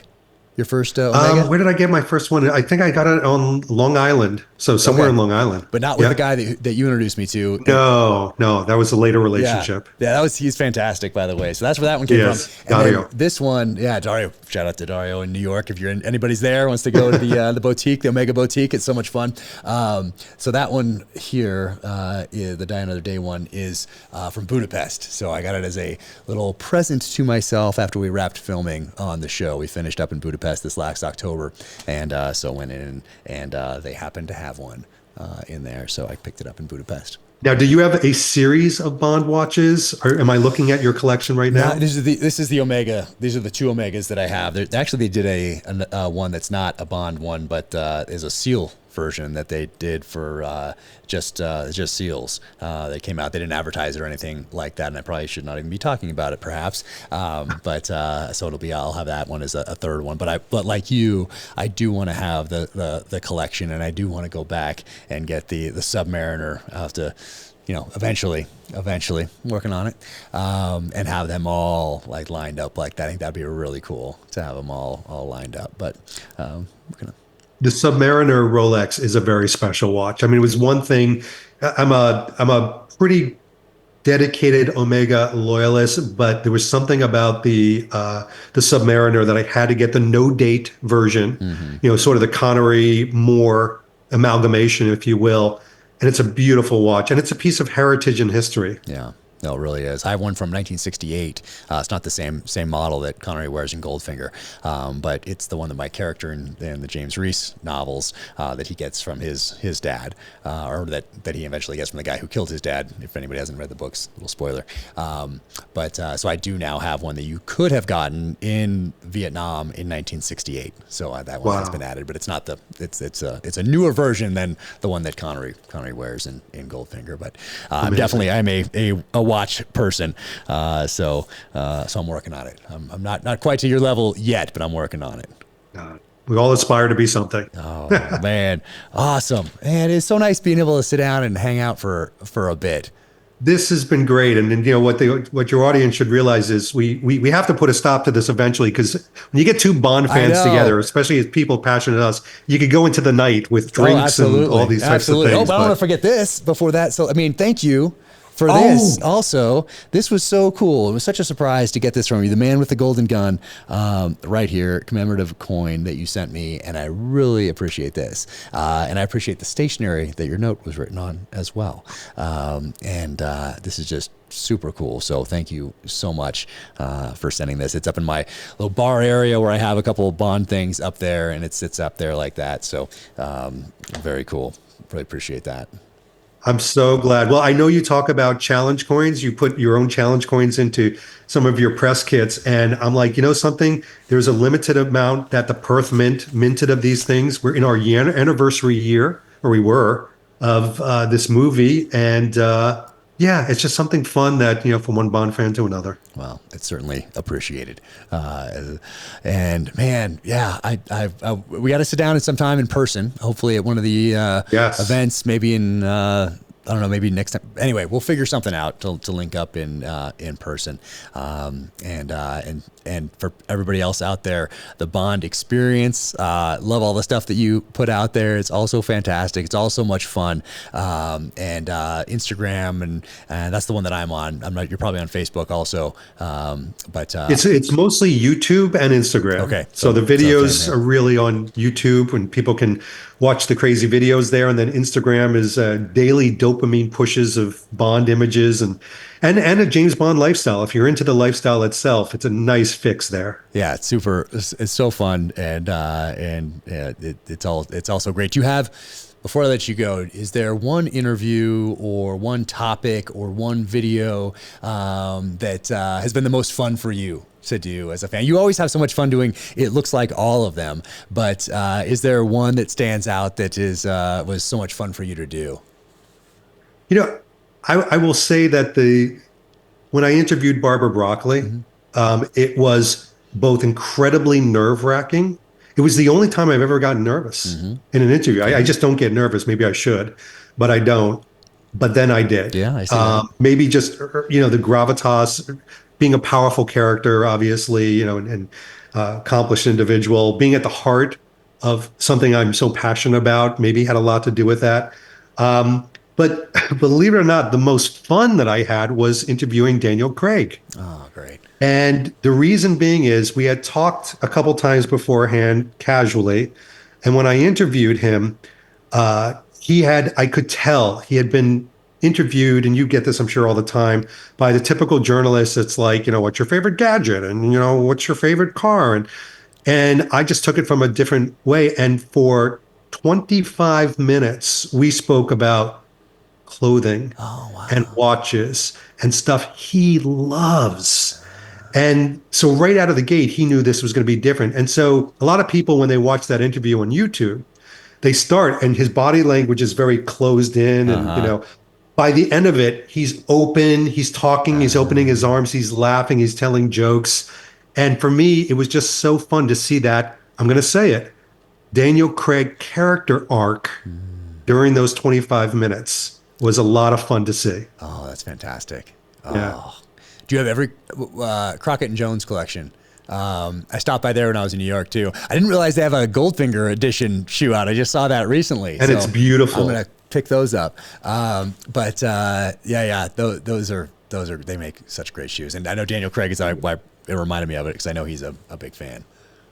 Huge fan. A lot of the brands, people probably know this listening, that they're fans, they came from Daniel Craig. I mean, the Billy Reed Skyfall peacoat was his personal peacoat. Oh, wow. That he wanted in the film. And talking with Jenny Tamine, the costume designer, they collaborated and said, something, this is the right jacket for the right story and the right moment. We're going to put your jacket in the film. And, they wound up selling millions and millions and millions of peacoats because of that. Amazing. Yeah. Man, awesome. Well, thank you for spending all this time with me today. So I was so looking forward to doing this with you and getting to talk a little bit about, maybe in the future we'll do something where we go through, well, we'll certainly have to jump back on if we get another film here, when we get another film, and maybe go through a few more of the books, a few more of the films in general. But we'll get back together at some point soon, I'm sure. I'm looking forward to it, Jack. Don't be a stranger. And again, we'll get together in person next time. Sounds great. You take care. Take care. Until the next time, take care out there. Stay safe. Be strong. Keep fighting.